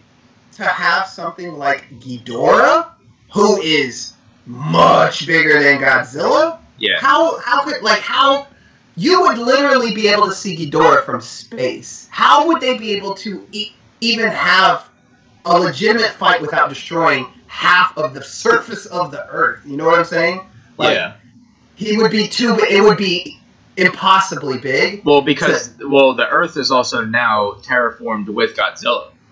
Right. So you could use that argument. You could say like it wouldn't be as damaged because the Earth is Godzilla. Well, okay, but it's not even that the Earth is Godzilla. I'm talking about actual, like, just straight up physics didn't go away, even though Godzilla is like 1,000 feet tall and 20,000 years old. Yeah. Physics didn't go away, which is why they were still able to go, electromagnetic beams, and they were talking about the gravity that King Ghidorah was producing around its body, like its head or whatever. Yeah, you could. I think if we would have had a full-bodied Ghidorah fighting Godzilla Earth to scale, it just wouldn't have worked. It wouldn't. Yeah. I just don't see how it would have worked, to be honest. All right, so then he didn't have to do that, but then what do you think about this idea to make the anime better, what they could have done? So remember how with the last head, after Metphies has his eyes shattered, Godzilla blasts the last head with his atomic ray. Yeah, remember how he blasts him when he's trying to go back into the black hole?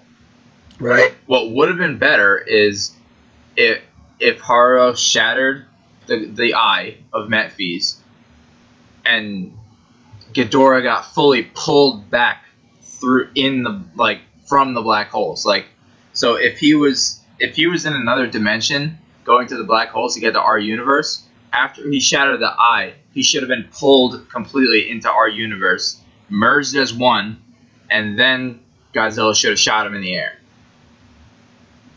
Okay, maybe I could see that. Just so we could have got a full-on shot. I would have been okay with that. That would have been a much better ending if Ghidorah, if his full body got pulled through after the eye got shattered. I agree. I'll agree with that. I think that would have been a much better ending. Even if they didn't fight, just having a full view of Ghidorah, from the air. I don't even know what the fuck to call him. Because he's just called Ghidorah. They don't. He's like can't call him Space Ghidorah, can you?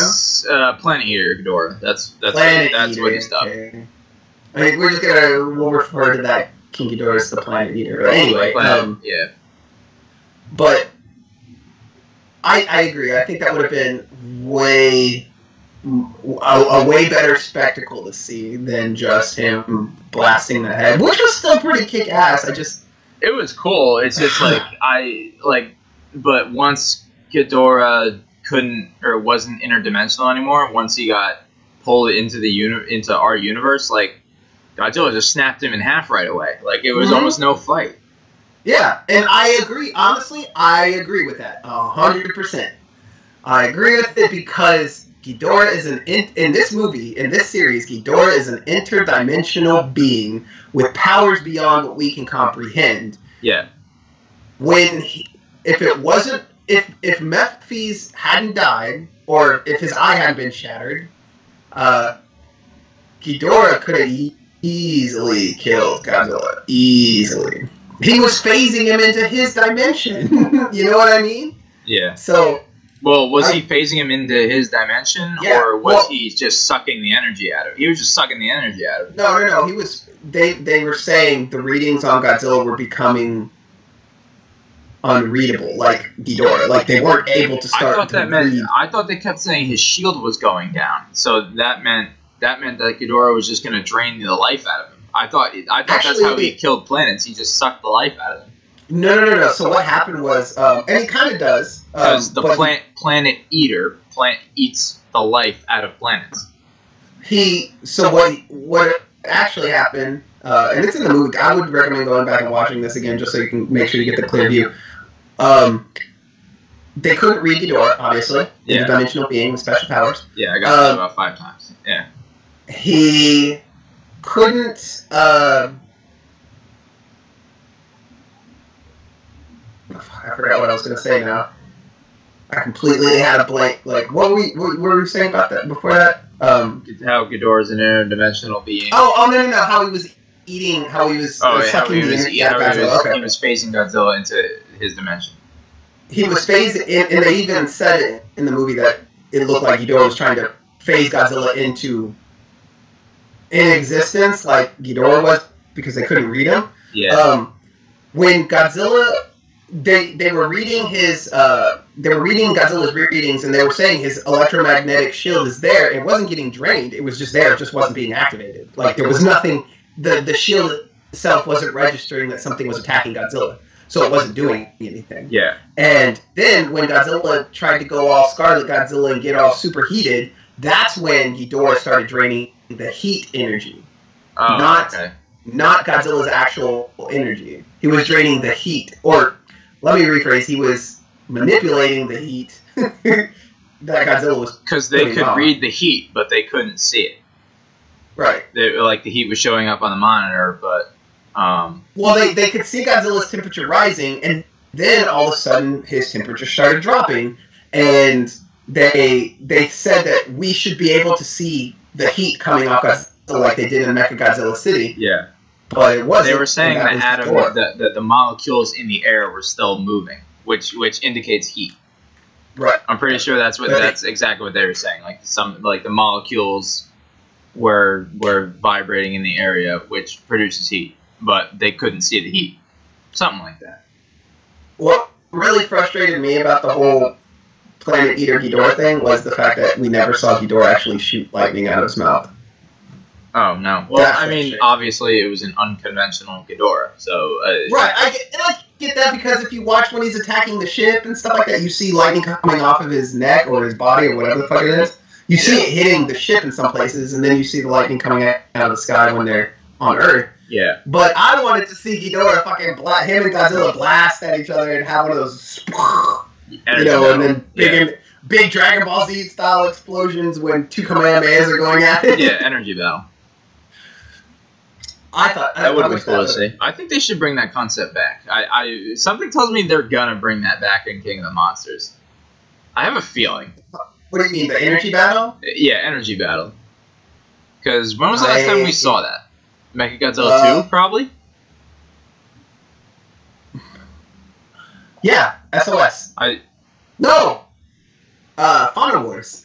Final Wars. Who did he have it against? Monster X / Kaiser Ghidorah at the end there. Oh, okay. I believe. I haven't seen that movie in a while, so I can't remember. But I could be wrong. I think I might be wrong, but I think maybe. If it's not in that one, I'm really sure that it happens in Tokyo SOS. Yeah, I think with you're him right. Fighting Mechagodzilla. Yeah, I think you're right with that one. Or but Kiryu, because it's not really Mechagodzilla. Kiryu, yeah. So going back to Planet Eater, I was gonna say something. What was I gonna say? So I'm just realizing this too. But so I think a little physics thing they tried to throw in there too is how Ghidorah's heads are very skinny and they come out of the black hole. Yeah. So do you know that it's an actual physics term that when you enter through the other side of a black hole, it's called spaghettification, and it thins out any object that enters it? I think that was a little, I think they threw that in there just for the physics side of it. It looks like, because if you, in some parts it looks like a little noodle coming out of the black hole. Right, exactly. Yeah, exactly. And I love that. Like that's the thing I'm really liking with these new, I'm going to start calling them next-gen Godzilla movies, because we had the Millennial series, or we had the Showa, the Heisei, the Millennial. I'm calling this from 2014 on, because that was the newest one, right? Yeah, Final Wars, which ended the Millennial series, and then Godzilla 2014. Yeah, well, we were supposed to get, it was supposed to be the Legendary era, but... Well, it's called the Monsterverse, but I'm going to call this entire era, because during this entire era, we have American Godzilla movies being made and Japanese, so I'm going to call it the next-gen series. Yeah, that's a good name for it. Of Godzilla. The next-gen. Because not only are we moving away from the typical cliche Godzilla stuff that we're used to seeing in the show and the Heisei series, but where, like, they're really getting into the technical side of Godzilla, too, with all of these movies. Yeah. So, one question I want to ask. I don't really know much about all this copyright crap, or rights crap. I don't know if you do either, but if Toho owns Godzilla and they lend it to Legendary... can they, as the original still owners, make, or why can't they make their own movies at the same time as Legendary? They did. Did they? Shin Godzilla came out after 2014. That's what I thought, but I heard people saying they can't do that. People were saying the reason Shin Godzilla 2 isn't coming is because they want to wait till after Legendary's done. No, which I don't get. I don't get why they can't just keep going. Toho never had intended there to be a sequel to Shin Godzilla movie, and they even publicly stated this. People are just wishing that they were waiting until Legendary was done to keep the Shin Godzilla is it. That's all we're getting. That's it? Oh, okay. Never mind. I thought there was plans for a sequel. There could be you can never take anything like that off the table. Remember they said they wanted to do their own universe? They said they wanted to do their own universe, and that's where everyone thought Shin Godzilla was dead. That's when they thought Shin Godzilla 2 was dead. And they were just going to move on to something else. You don't remember this? I don't remember this. Hold on. This interview or whatever when they said this stuff. But what I do remember them saying is that there was never they never had intended there to be a sequel to Shin Godzilla or Godzilla Resurgence. Yeah. However you put it. They never had intended one. Toho plans Godzilla Cinematic Universe after 2020. No Shin Godzilla 2. Hold on, I'll send you this article. Well, the cinematic, that I didn't know anything about, and I'm going to read that because that's interesting to know. I'm glad that Godzilla isn't ending after 2020. Yeah, I'm glad about that too. I just wish then Shin Godzilla ended on less of a cliffhanger. Why? I think it was great. That's the way it should. That's the way every Godzilla movie should end, on a fucking cliffhanger. Because just because you think it's over, you don't know. Oh yeah, I mean they did that with Jeepers Creepers 2, and look, we got Jeepers Creepers 3. When did this come? You know, I've only actually seen Jeepers Creepers 1. That's okay. All you need to see is 1 and 2. You don't need to see 3. When did this article come out? A while ago. Let me see when this was posted. Oh, or the Godzilla. Okay. Yeah, I was looking for when this was posted, but I can't find anything. This was a while ago, though. And they're gonna be mad at me. I'm actually getting into it right now with this website. What? Do you know this? Like the admins of this website? No, I'm just talking with them on Twitter because they keep trying to bring back these Godzilla video games, and I personally, I don't understand. I don't understand why. Because all right, so you're talking about the remasters, right? The petition for the remasters. Right. All right, I'm not gonna lie. I signed that petition, and then 10 minutes later, I went, wait, why the hell did I do that? Why wouldn't they just make a new Godzilla game then? Thank you! And release it on all platforms. I literally said that 10 minutes after I signed the petition. And I was like, because that could also not generate movie hype, but it would make sense for King of the Monsters to come out. And then they announce, look, we're making this brand new beat 'em up Super Smash Bros. Style free roam kind of Godzilla game. We're throwing in all the new legendary monsters plus more Toho monsters, and we're gonna release it on all platforms. Multiplayer, Xbox Live, PS4, PC. Oh, like multiplayer. I wish they would release a Godzilla game on PC because I don't have anything else but a PC. That's what I do all my gaming on. Oh, I have Xbox.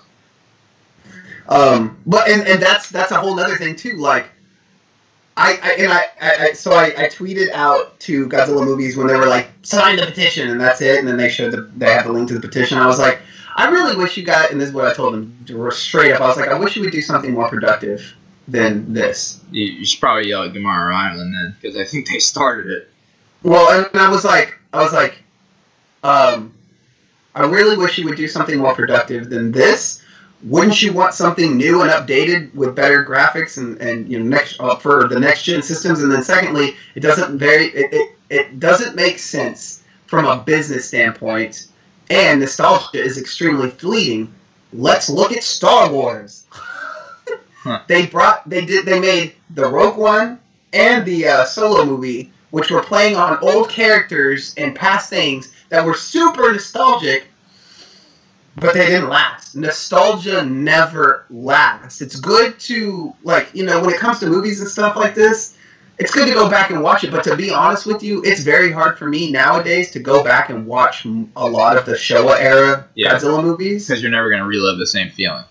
Well, it's not even that I'm never going to relive the same feeling, but I've been spoiled. Shin Godzilla 2014, the anime. Oh, you mean, yeah, I know what you mean. It's like you're downgrading in a sense.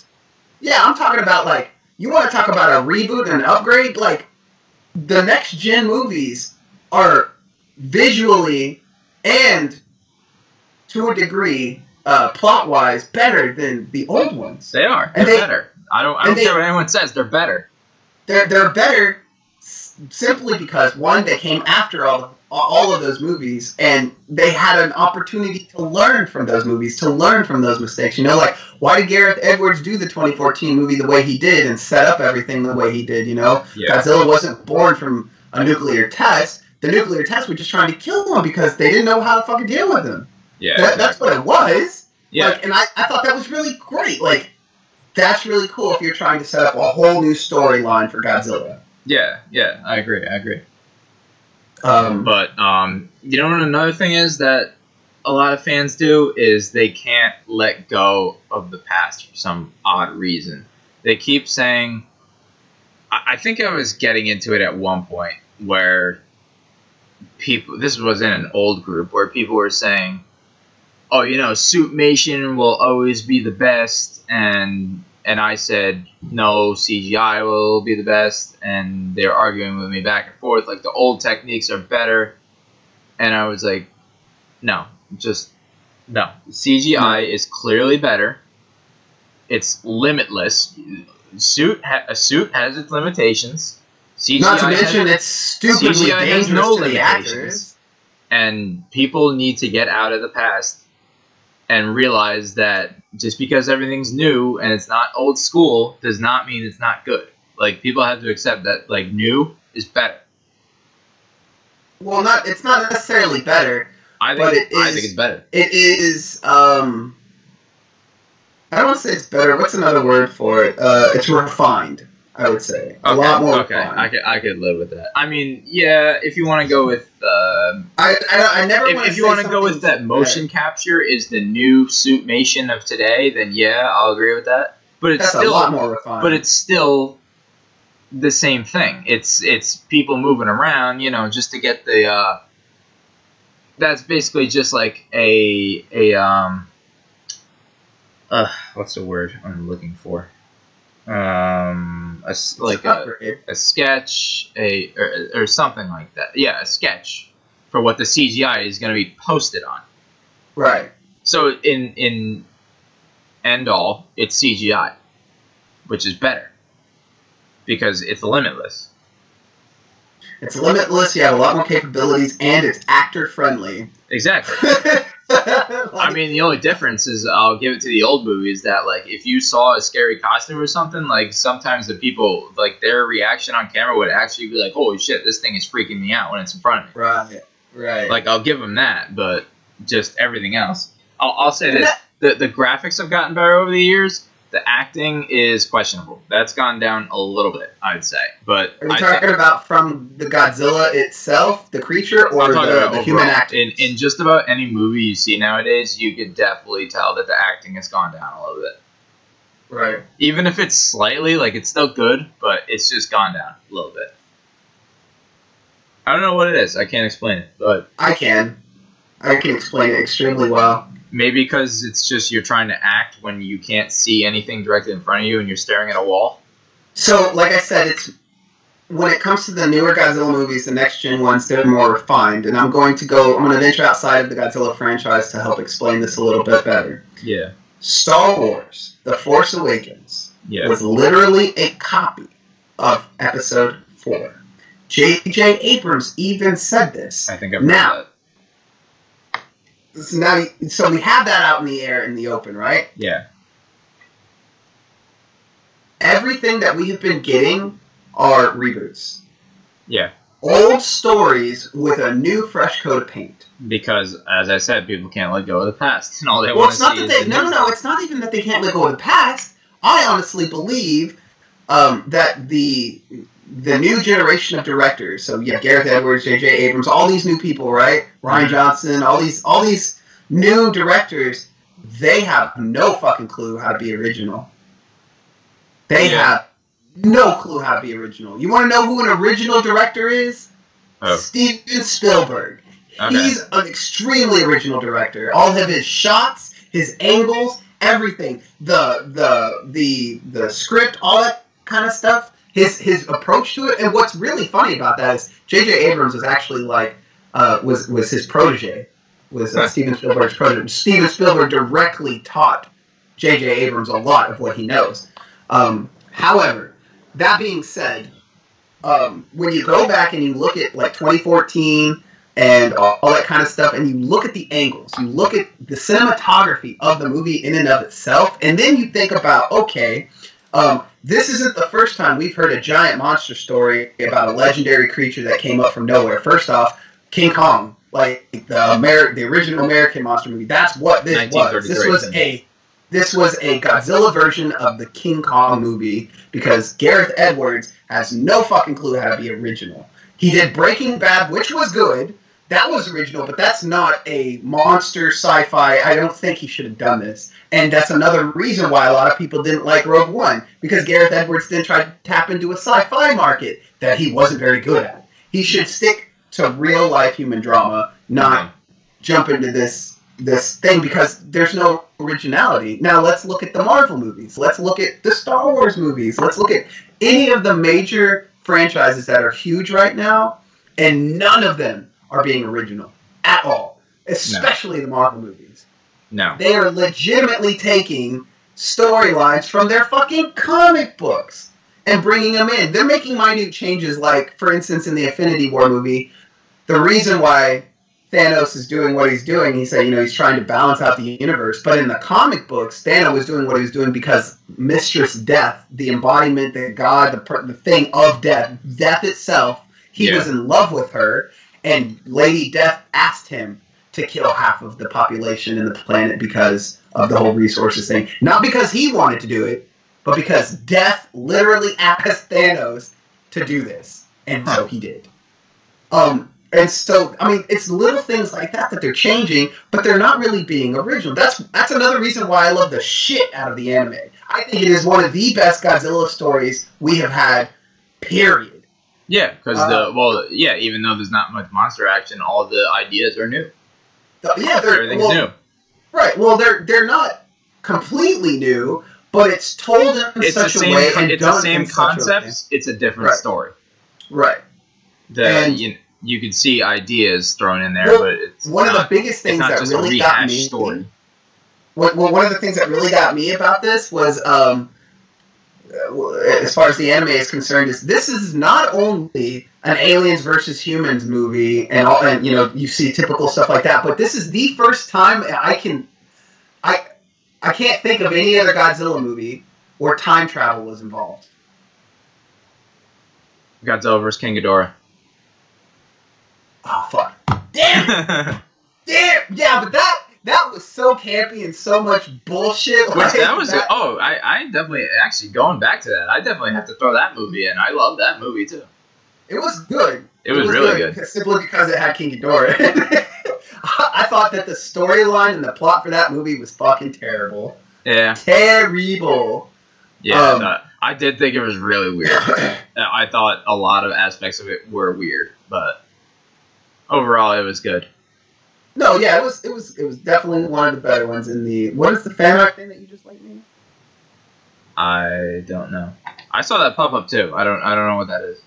I think that was just the message I sent before, but it's random. Oh, the Ghidorah? Okay. I think it's just randomly popping up. It popped up for me too. I don't know why, but anyway. Yeah. Okay. So now that I think of, I was gonna say like that was. Best. I mean, if you want to go there, then so the last time we saw time travel was 1991. So still, right? But this was done a little bit differently, and it was done very realistically. Okay, and here's why. Okay, all right. To defend your point, Ghidorah was time traveling back and forth. This was time traveling in the future, or time goes by and they stay there. Right. So that's what I think. That's what you're trying to say. Well, like it's not just they see the future in 20,000 years. They're there in 20,000 years. In 20,000 years, yeah. Yeah. Well, here's the really really cool thing about it. Okay, so even if you go back and you watch the movie, this is where they're getting their science right. Because, and this is something, if you go and you watch Elon Musk ever talking about anything about going to Mars. You'll come across him talking about the time difference.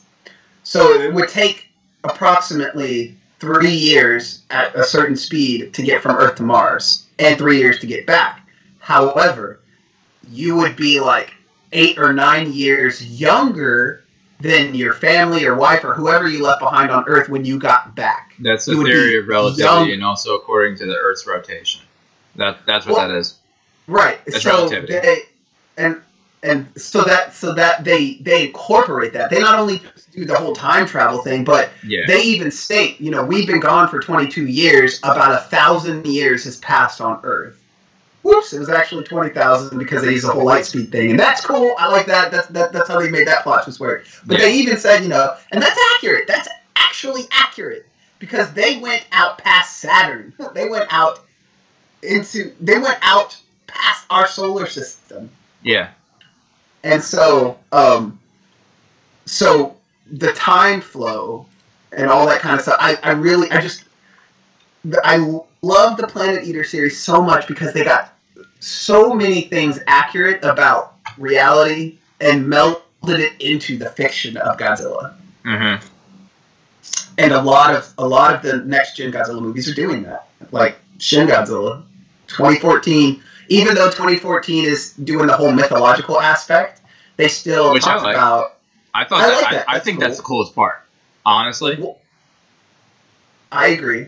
And I like the fact that Godzilla has worshippers and people that follow him, and that we knew he was there beforehand. Yeah. And this is really cool, too, because it's kind of like Hollywood taking a stab at our education system or lack thereof, because there's a lot of things that we were taught in school that were wrong, or we weren't taught. They were just omitted completely from our history lessons. And that's something that these movies, especially the legendary Monsterverse, is like stabbing back at our education system with this, because they're like, humans knew that Godzilla existed a long time ago, so why the fuck is this such a surprise now? Yeah. You know what I mean? Yeah, it's cool. Especially how they well, I don't know why, but I keep associating Rodan with Thunderbird. I guess it's because of the painting they did of him. You're talking about Quetzalcoatl? The Mayan? No. Quetzalcoatl is the feathered serpent. I'm talking about. Remember the first picture we saw of him, where it's like the white sheet, and it's like the concept arts of them on the website. It's the first class level. How you just see the white sheet with their. It looks like an ancient drawing on it. Hang on. No, I'm not quite sure. You don't remember that? It's the first level of security. It's what? Hold on, I'll send you the picture. It's literally the first level of security when you go on the like when you go to Ghidorah's thing. It shows the golden picture of him with the crowns on his head. Are you talking about the website, the Monarch website? Yeah.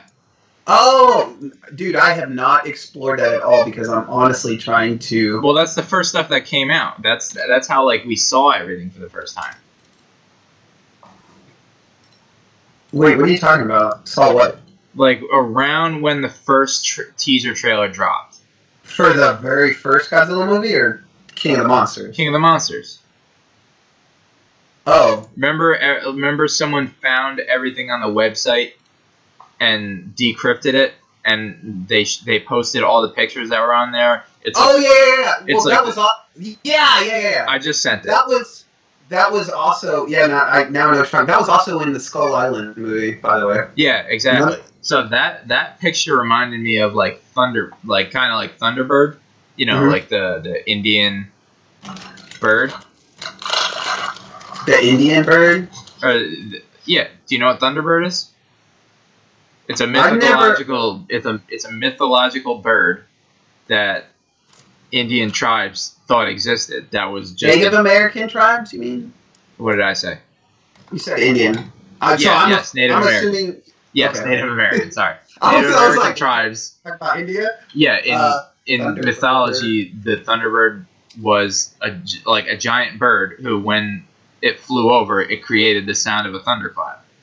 And it reminds me a lot of that. Like, they're bringing basically myth to life. And that's the first thing that it reminded me of when I saw Rodan. The Thunderbird was a legendary creature in North American indigenous peoples' history and culture. It's considered a supernatural being of power and strength. It is especially important and frequently depicted in the art and songs and oral history of many Pacific Northwest coast cultures.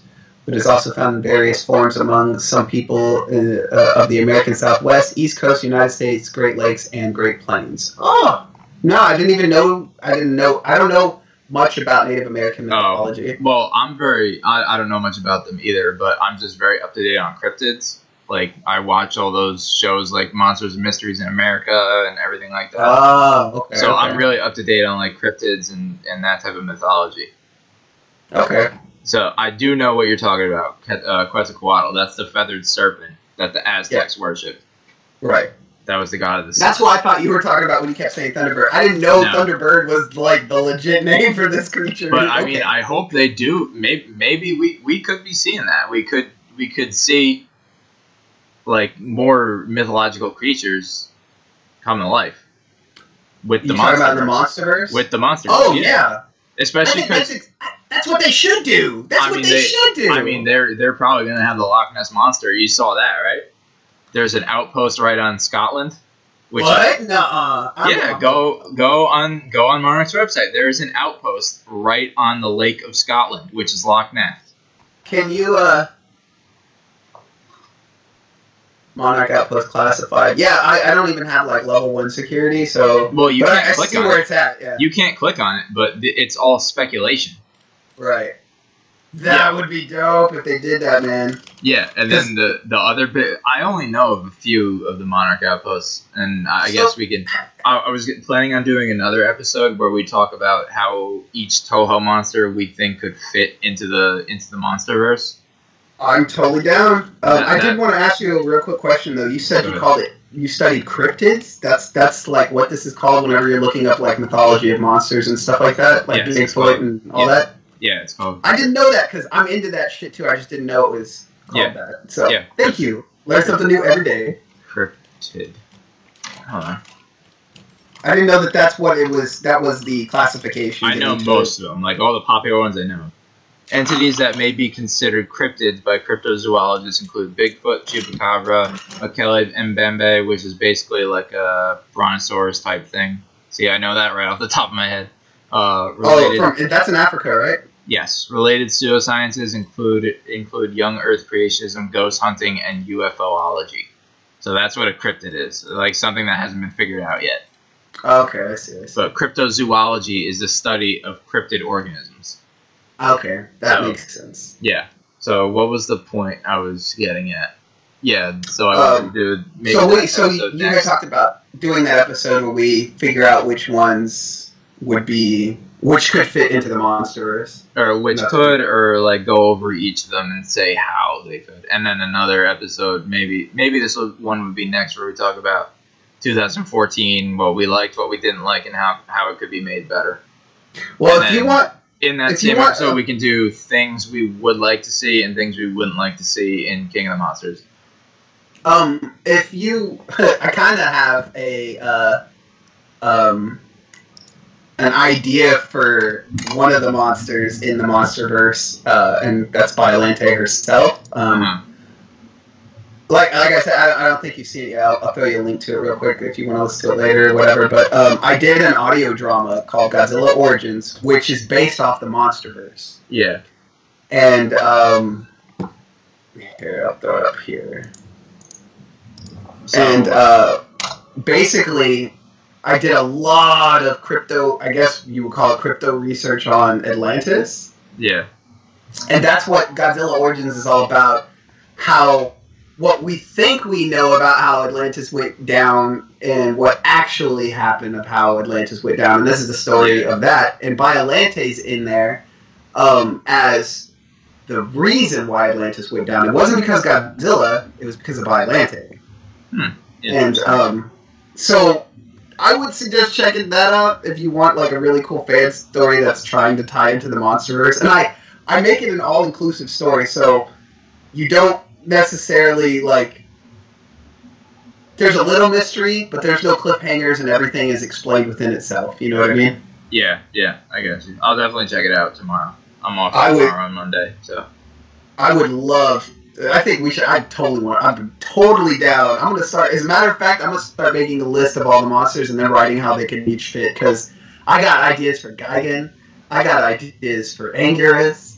I got ideas for all of them. I heard one theory about how Gigan's going to appear in 2020, and that's because people associate it's the exact thing D-Man was talking about with Destroya. They think because the Oxygen Destroyer is there, Destroya's got to be tied to it. So now they're saying, some people are saying, Gigan's got to be in 2020 because Ghidorah is in 2019, and they sometimes follow each other. No.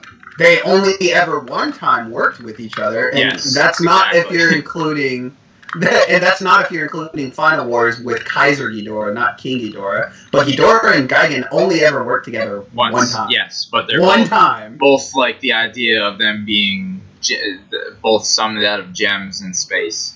Right. And, okay, I can get that, but let's not forget about Megalon then, because if that's the case, we're going to tie Megalon in there too, because he hung out with Gigan. I would much rather like to see them two together than anything. Honestly, I agree. I think that would be a killer, like, new movie or something to see. Would be Gigan and Megalon teaming up against Godzilla and not Jig Jaguar. Fuck that robot. No. I don't want any robots anymore. But I think that would be dope as hell to see a reimagined Megalon and Gigan in the Monsterverse. Yeah. How you would explain that, I have no clue. But a mutated insect, just about. You don't have to make its hands spin, but no, that's what made Megalon. I mean, like, you can have them vibrate at a higher rate, which is kind of the same thing. But then, how do you explain that? Like, because here's what I was thinking. You can explain that. Gigan has always traditionally been a cyborg, and I think no matter what storyline you're telling with Gigan in it, he needs to be a cyborg. Oh yeah, he could be a cyborg. The question is, in the Monsterverse, how the hell do you get a cyborg in the Monsterverse? That I gotta think up till the next episode. Exactly. That's what I'm saying. Like, so I got this idea. I mean, I'm saying Megalon's easy to do because he's just a beetle, and then his hands don't have to spin 360; they could just spin back and forth very fast or something like that, which creates the same thing. I guess maybe.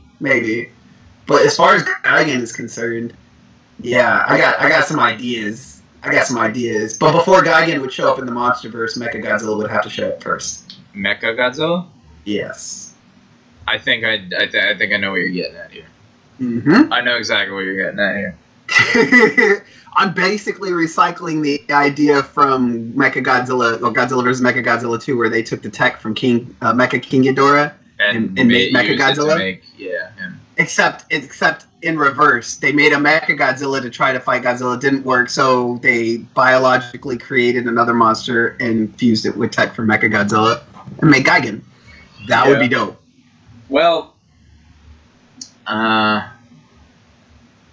yeah, I guess I'll say something later because I don't want to spoil anything because I just found out something before. You're looking stuff online while we're talking? I'm not looking at stuff online right now. I just know a good amount of what happens in the movie already because... Oh, you're talking about Methflow? Yeah, I've watched his part 1 and part 2, so I know a good amount.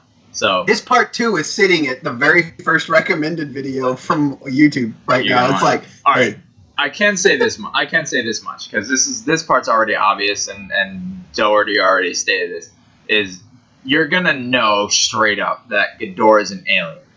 Like, that's going to be made clear. So he is an alien. He said that already. He said specifically, Ghidorah will have his alien origins. When did he say this? Was this in one of the more recent interviews that I haven't gotten a chance to read yet? I think it's from the beginning. I mean, I know so many quotes that I can't even go back and remember where he said what. But well, that's interesting that you say that because all of the other YouTubers that are Mr. H, Dangerville, all of them, none of them have said anything about Ghidorah being a space monster. As a matter of fact, they're still trying to figure out his origins. Yes, well, yeah, Mr. H did it. Remember when he made the video of what is that thing falling from the sky? He said that's Ghidorah coming to Earth. Well, he speculated that. He speculated it. He speculated but what I'm saying Ghidorah is coming to Earth. What I'm saying is, if Michael Doherty officially said like Ghidorah will retain Ghidorah will have his alien origins, that's exactly what he said. Then that little scene that we got in the trailer, it should be a guarantee that that's Ghidorah falling to Earth. No, from what I hear, that is not. And if right, from what I hear, it's not either. And if it is what people have said it is, I gotta admit I'm a little disappointed, but I can live with it. I thought it was. Go ahead, just bring it up now. I'm gonna watch it anyway, so go ahead. Should I spoil it for people though? Are you gonna edit this? I could just tell them to skip ahead 5 seconds. You could, or you could edit it out, whichever. All right, skip ahead 5 seconds in 3, 2, 1. It's Godzilla. I knew that. I knew that. I knew it. I think that's stupid. And the only reason I knew that. Hey guys, this is now the warning. Ahead are some spoilers for Godzilla King of the Monsters. So if you don't want to be near any spoilers, turn off now. If you wish to hear, then enjoy the rest of the episode. Yeah, I don't quite like that, but I actually thought it was Mothra. I'm not gonna lie. I thought that I thought he was bringing back. Remember how when Mothra confirmed Ghidorah drags Godzilla up? I'm sorry, hang on, I can't get over this because I think this is going to be an amazing scene in the movie. Ghidorah picks up Godzilla and takes him up in the sky. He literally picks him up, takes him up, and drops him. Fuck yeah! Sorry. I want to know how he survives that though. Like I don't get it. How does he survive it? How did he survive a shit ton of missiles hitting him? He heals instantly. That's one of his. Yeah, but there's a difference between that and him literally burning up from the atmosphere. I mean, they hit him with a nuclear bomb in 1954, according to Monarch. So, I know, but still, like, at what point are you gonna like, you can take science so far, but at one point can you say like, this thing that weighs 20,000 tons is dropped from God knows how many feet and I'll do you one better. Unless he lands in the ocean. I mean, if he lands in the ocean, I'm okay with that. Hang on, let me. Maybe we should do a whole series on plot holes that they didn't fucking fix. Because here, I'll do you one better. They dropped a nuke on Godzilla and it didn't kill him. How the fuck did the Mutos pierce his skin if a nuclear bomb couldn't? Exactly. I'm trying to think of a scientific explanation for that. The only scientific explanation is because the Mutos actually grew inside of a Godzilla, which would have inherited some of its biology, making it able to counteract Godzilla's defenses. Yeah. That's the only way I could think of. Oh well, you know what? No, I can defend that because a nuke isn't a physical force. It's not like well, what I mean by that is like, yeah, you get blown away by like the shockwave hitting you, but it's not like someone coming and punching you in the face. You see the difference? Yeah, it's a lot worse. No, I mean, imagine if like you're talking about instead of what the difference between a bomb and a punch to the face is the bomb is not localized, whereas a punch to the face is extremely a punch to the face is you getting punched by an object, and something blowing up in front of you is just a force that literally flings you back because the amount of air pressure generated and energy being released in that area. You see what I'm saying? Yeah, okay. So he could withstand that energy and radiation, but when you have a fist or claw coming down on you, that's a little different. Okay. Okay, I can accept that. I can accept that. Yeah, so there's that one. I can accept so, what I originally thought it was. At what point does he actually get hurt by something like that, like a drop from the outer atmosphere? I get it. Yeah. So. But I'm trying to think of another instance though where something like that happens. What? Godzilla gets dropped. I mean, he gets dropped several times, but I mean from a high altitude. He never did. I don't think he ever did. I'm almost positive he never did. It's coming to me. Hang on. Nope. No. I'm almost positive he never did. What monster has ever even lifted him up besides Mecha King Ghidorah and they dropped into the ocean? Mecha King Ghidorah, Kiryu, Batra and Mothra, and Kiryu. Kiru. They all dropped him in the ocean. He's not. That's not it. There's more in the Showa era. I mean, Kaiser Ghidorah lifts him off the ground, but not that high.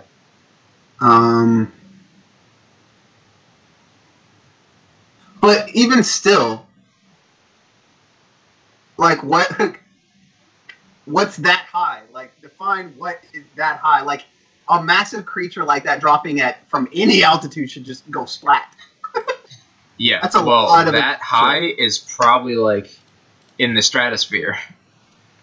Really? Okay. So, I honestly, I love that though. I love the fact that Ghidorah is going to pick him up and drop his ass, because 1,149 feet is the stratosphere. 1,149 feet? Yeah. So, hang on. Oh, wait, hold on. Oh, no. Stratosphere layer. I'm wrong. 10 kilometers. I was like, okay. That makes sense. I searched stratosphere and for some reason pulled up a hotel. There's a hotel called the Stratosphere Hotel, and it said that. Troposphere, lowest layer, right above the stratosphere, mesosphere. Let's try thermosphere, because he's burning up, so he's got to be high up there. He's got to be high up enough to where while he's falling, he's essentially gathering enough friction to set himself on fire. And if he's not high enough in the atmosphere, he won't catch on fire. Well, yeah, that's high up anyway. So, yeah, he has to be in really fucking high up. In which case, well, does it ever say in the spoilers, does it say where he lands? No. Okay, so what if... He lands in the ocean. Hang on, hold up. I know what you're going to say, but just go ahead. First battle is when Ghidorah does this and drops him into the ocean. No. Damn it! Okay, not even close? No. Damn it. What is it, the third battle? Don't tell me it's the third battle in the city. Wait, hold on. Is it the third battle? Because if he does it in the third... If he picks up Godzilla and drops him onto the Earth in a populated area, like, that's like a meteor hitting the planet. Yeah, that's what I was going to say, too. Like, that would wipe a good amount out. I mean, unless it's wrong. It may be wrong. That's why I'm like, if you try to look at it logically... But I thought he made a mistake the first time he said it in the video. And I was like, I think he just made a mistake saying that. But then in another video, he literally said that, no, he picks him up and drops him. Well, that part I'm okay with. It's when he does it. I think if it's going to actually happen, even if Methlo spoiled it and said something else... I've reviewed 2 fights so far, part 1 and part 2, and it doesn't happen in the second act, I can tell you that. I think it should happen in the first one. Otherwise, no, it doesn't. It won't make a whole lot of sense. Let's just skip over it. Because there's... So, if you think about the trailer, right, and you go back to the trailer, we see Godzilla and King Ghidorah fighting in a city. We also see burning Godzilla in the city, because he's melting buildings as he's walking by. We see that one little shot, right? That's in Boston. The final fight's going to be in Boston. In Boston. All right. That was Australia, but nice try. The all right part was, but it's Boston. Is it Boston? Boston. That's how you say it. I'm from Texas. It's Boston. Well, that's how they say it over there. I'm from Jersey. Yeah. Okay. So anyway, long story. Like, if they did it in the city, it doesn't make any sense. Wouldn't make any sense. Yeah, it wouldn't. To do it in the city, because there wouldn't be any city shots. Yeah, exactly. You know no, I mean? It's not gonna happen. It'd just be a level play, like a level plane. I think if what Metal Kaiju is saying is true, and I know that his predictions for other things have been spot on, or at least from his sources. If this is the case, I couldn't imagine it being in any other battle other than the very first one. And the only reason, like you said, how could Godzilla survive that? Simple. He falls in the water. I hope so, because I wouldn't like it any other way.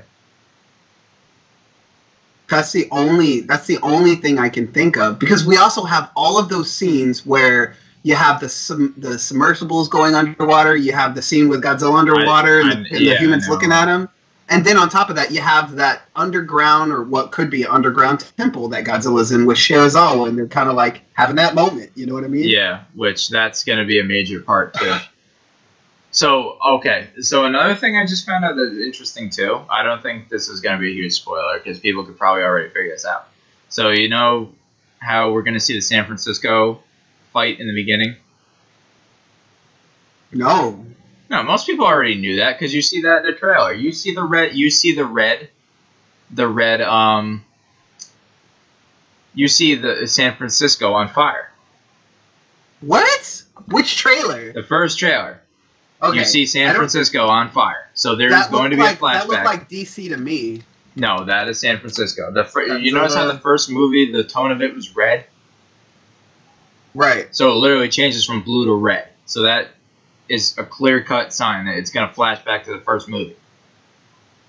I never, Hang on, I'm trying to find the where's the stupid Godzilla King of the Monsters trailer? It's not trailer 2. It's the first trailer.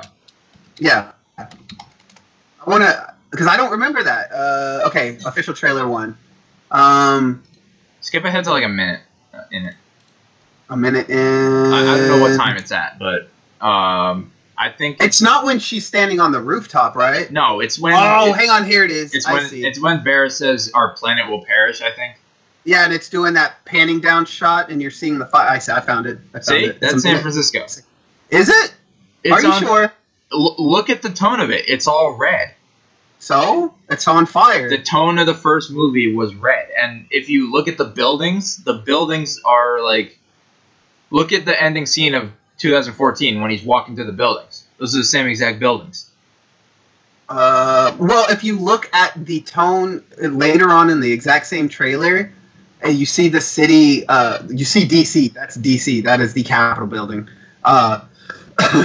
It's all in dark reddish color too. So I don't know. I don't know about that. Like, did they? A lot of people have already said that, so people knew it was going to flash back to the first movie. I don't think that's San Francisco. I don't think it's a flashback either. I do. Because here's the other thing too that you got to remember. If it's a flashback, okay, maybe. But if it's directly off of, like, if it's trying to do what The Last Jedi did, it was daytime when that whole thing was said and done, and Godzilla went back into the ocean. It was daytime, not nighttime. Yeah, but the fight was at night. Right.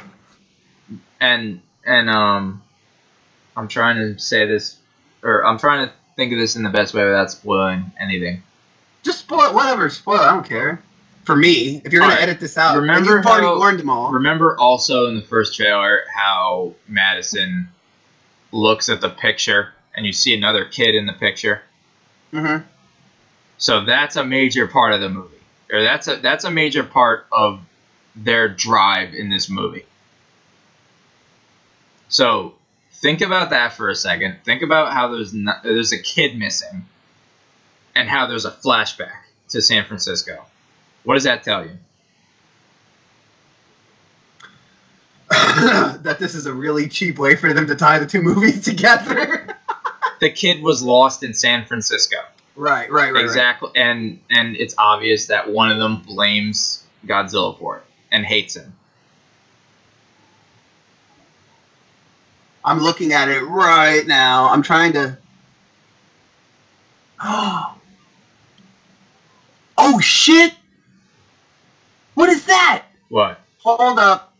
I'm skimming through the trailer while we're talking. I'm trying to look at this stuff, and I get to that part, in the first trailer where you see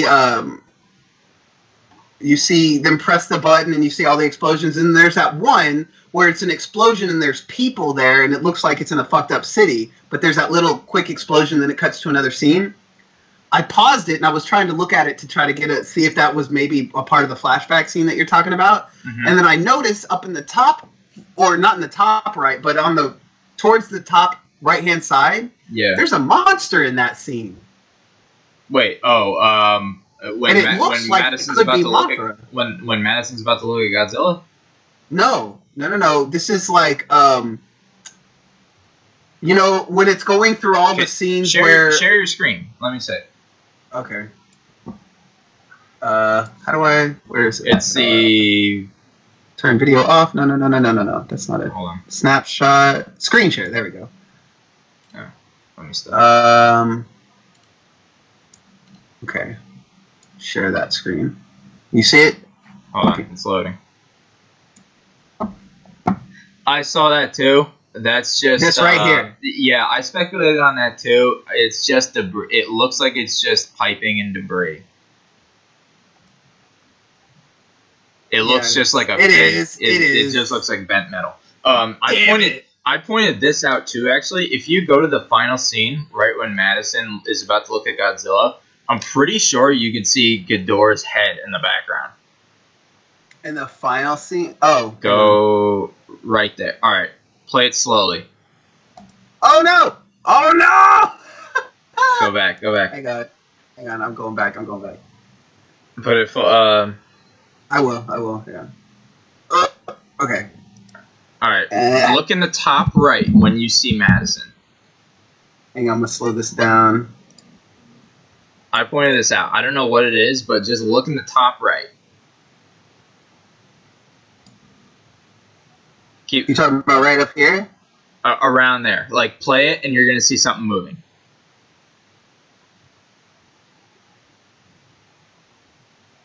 Did you see it?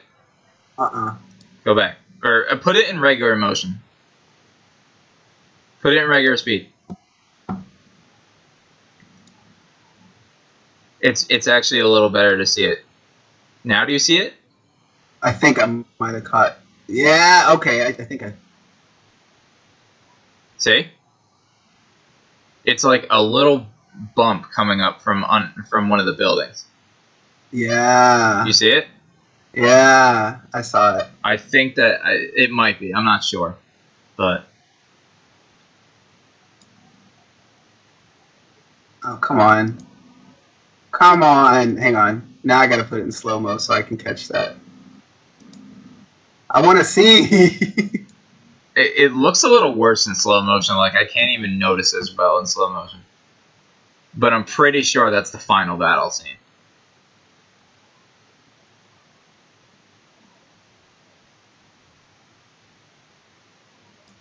Wow, like it didn't even move in slow motion. Yeah, you could really only see it in... Honestly, though, I don't think that is Ghidorah. I don't know who it is, but it looks like something. Well, you're right, but if you look at it from, like, right here at this shot, first off, there's only one head. Two, it looks like if you were looking at Godzilla from the front, like, at the top of that could be his head. Maybe. And I think what Madison's actually looking at is Mothra. I don't think she's looking at Mothra, only because I think if she was, Mothra would be glowing. She is. Look at Madison's face. See the blue? I think that's just an effect from the... what you call it? I think that's Mothra. I think it would be very, like, a lot more blue. No. Nope. And here's why. Yeah, maybe. You remember that spoiler we got? That everybody's been talking about that showed us burning Godzilla? Yeah. Which, there's also there's also a burning Mothra in that same toy set. And I saw that. And I think if it wasn't, I think it was Methlo who said this, or I can't remember who said that this is potential spoilers. This is from their source that they got it from the movie. But from what I understand, Mothra is the one that gives Godzilla his burning form. She dies. Yes, she does. So I think what we're seeing right here is Mothra communicating with Madison.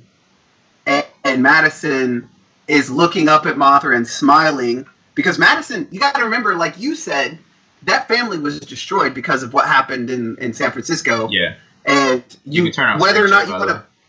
Oh, I'll turn this up. Yeah. Whether or not you want to believe... Is it working? Yeah, you're good.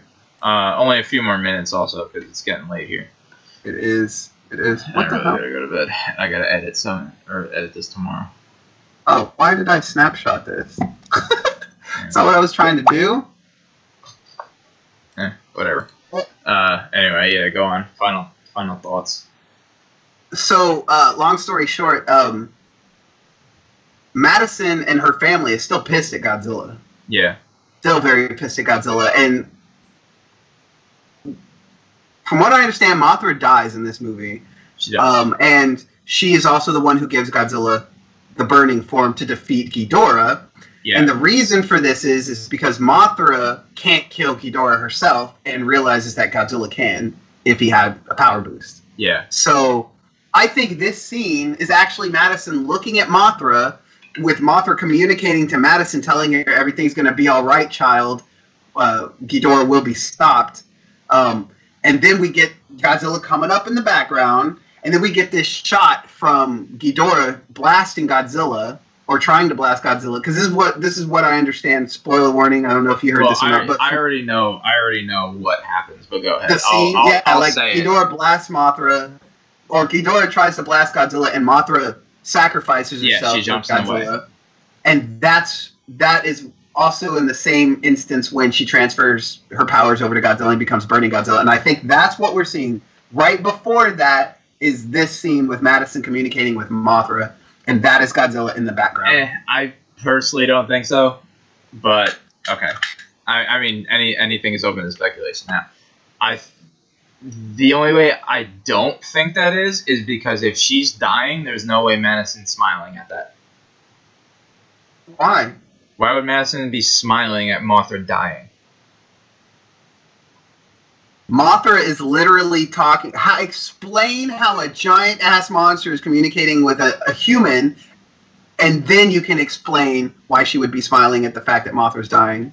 Because Mothra is literally telling this girl... she'd be sad either way. Okay, hang on. I'm going to look at this real quick.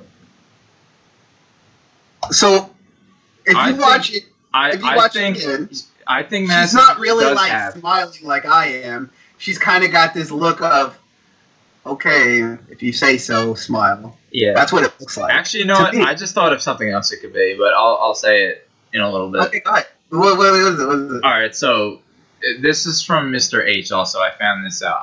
He said he doesn't know if this is correct, but I'm pretty sure this is correct. And so you know we're getting a lot more kaiju in this movie, right? Obviously, yeah. I knew more that. than I thought, actually. Like, really? I thought it was Godzilla, Mothra, King Ghidorah, Rodan, and the two new ones from the trailer. No, we're getting a lot. He even said that a while ago. Yeah. We're getting a lot more. So, he said that when Ghidorah dies, and what I heard from part 2 kind of confirmed this, because Titans start waking up all around the world. So when Godzilla kills Ghidorah, he said, every one of the Titans come to Godzilla and bow to their new king. So I think that might be Madison looking at Godzilla, and that head we see in the background is just another one of the Titans who's about to bow. Okay, maybe if that is something that'll be sick. That's like the Lion King, Simba. Yeah. Well, something similar happens between Ghidorah and Rodan too. People have already kind of figured that out. If I'm not mistaken, it was Methla who said there's going to be a battle between Godzilla and King Ghidorah 1-on-1, and Ghidorah wins. Then Ghidorah Rodan wakes up and confronts Ghidorah, but instead of battling to the death, he actually helps Ghidorah. He helps him, but he does Ghidorah. He does the Rodan thing. He does Rodan's thing. yeah, but Rodan bows to Ghidorah. Oh, he does? He literally bows. Really? Yes. He bows to his new king after Ghidorah defeats him. He bows, and then Ghidorah roars and wakes up the rest of the Titans. And that's when you hear Charles Dance's character say, "Long live the king." That's what it's meant to be. Which I think is really freaking cool. Oh, shit! Team Ghidorah is second in the running on the Godzilla website, or the King of the Monsters movies website, whatever. I'm on King Ghidorah's team, by the way.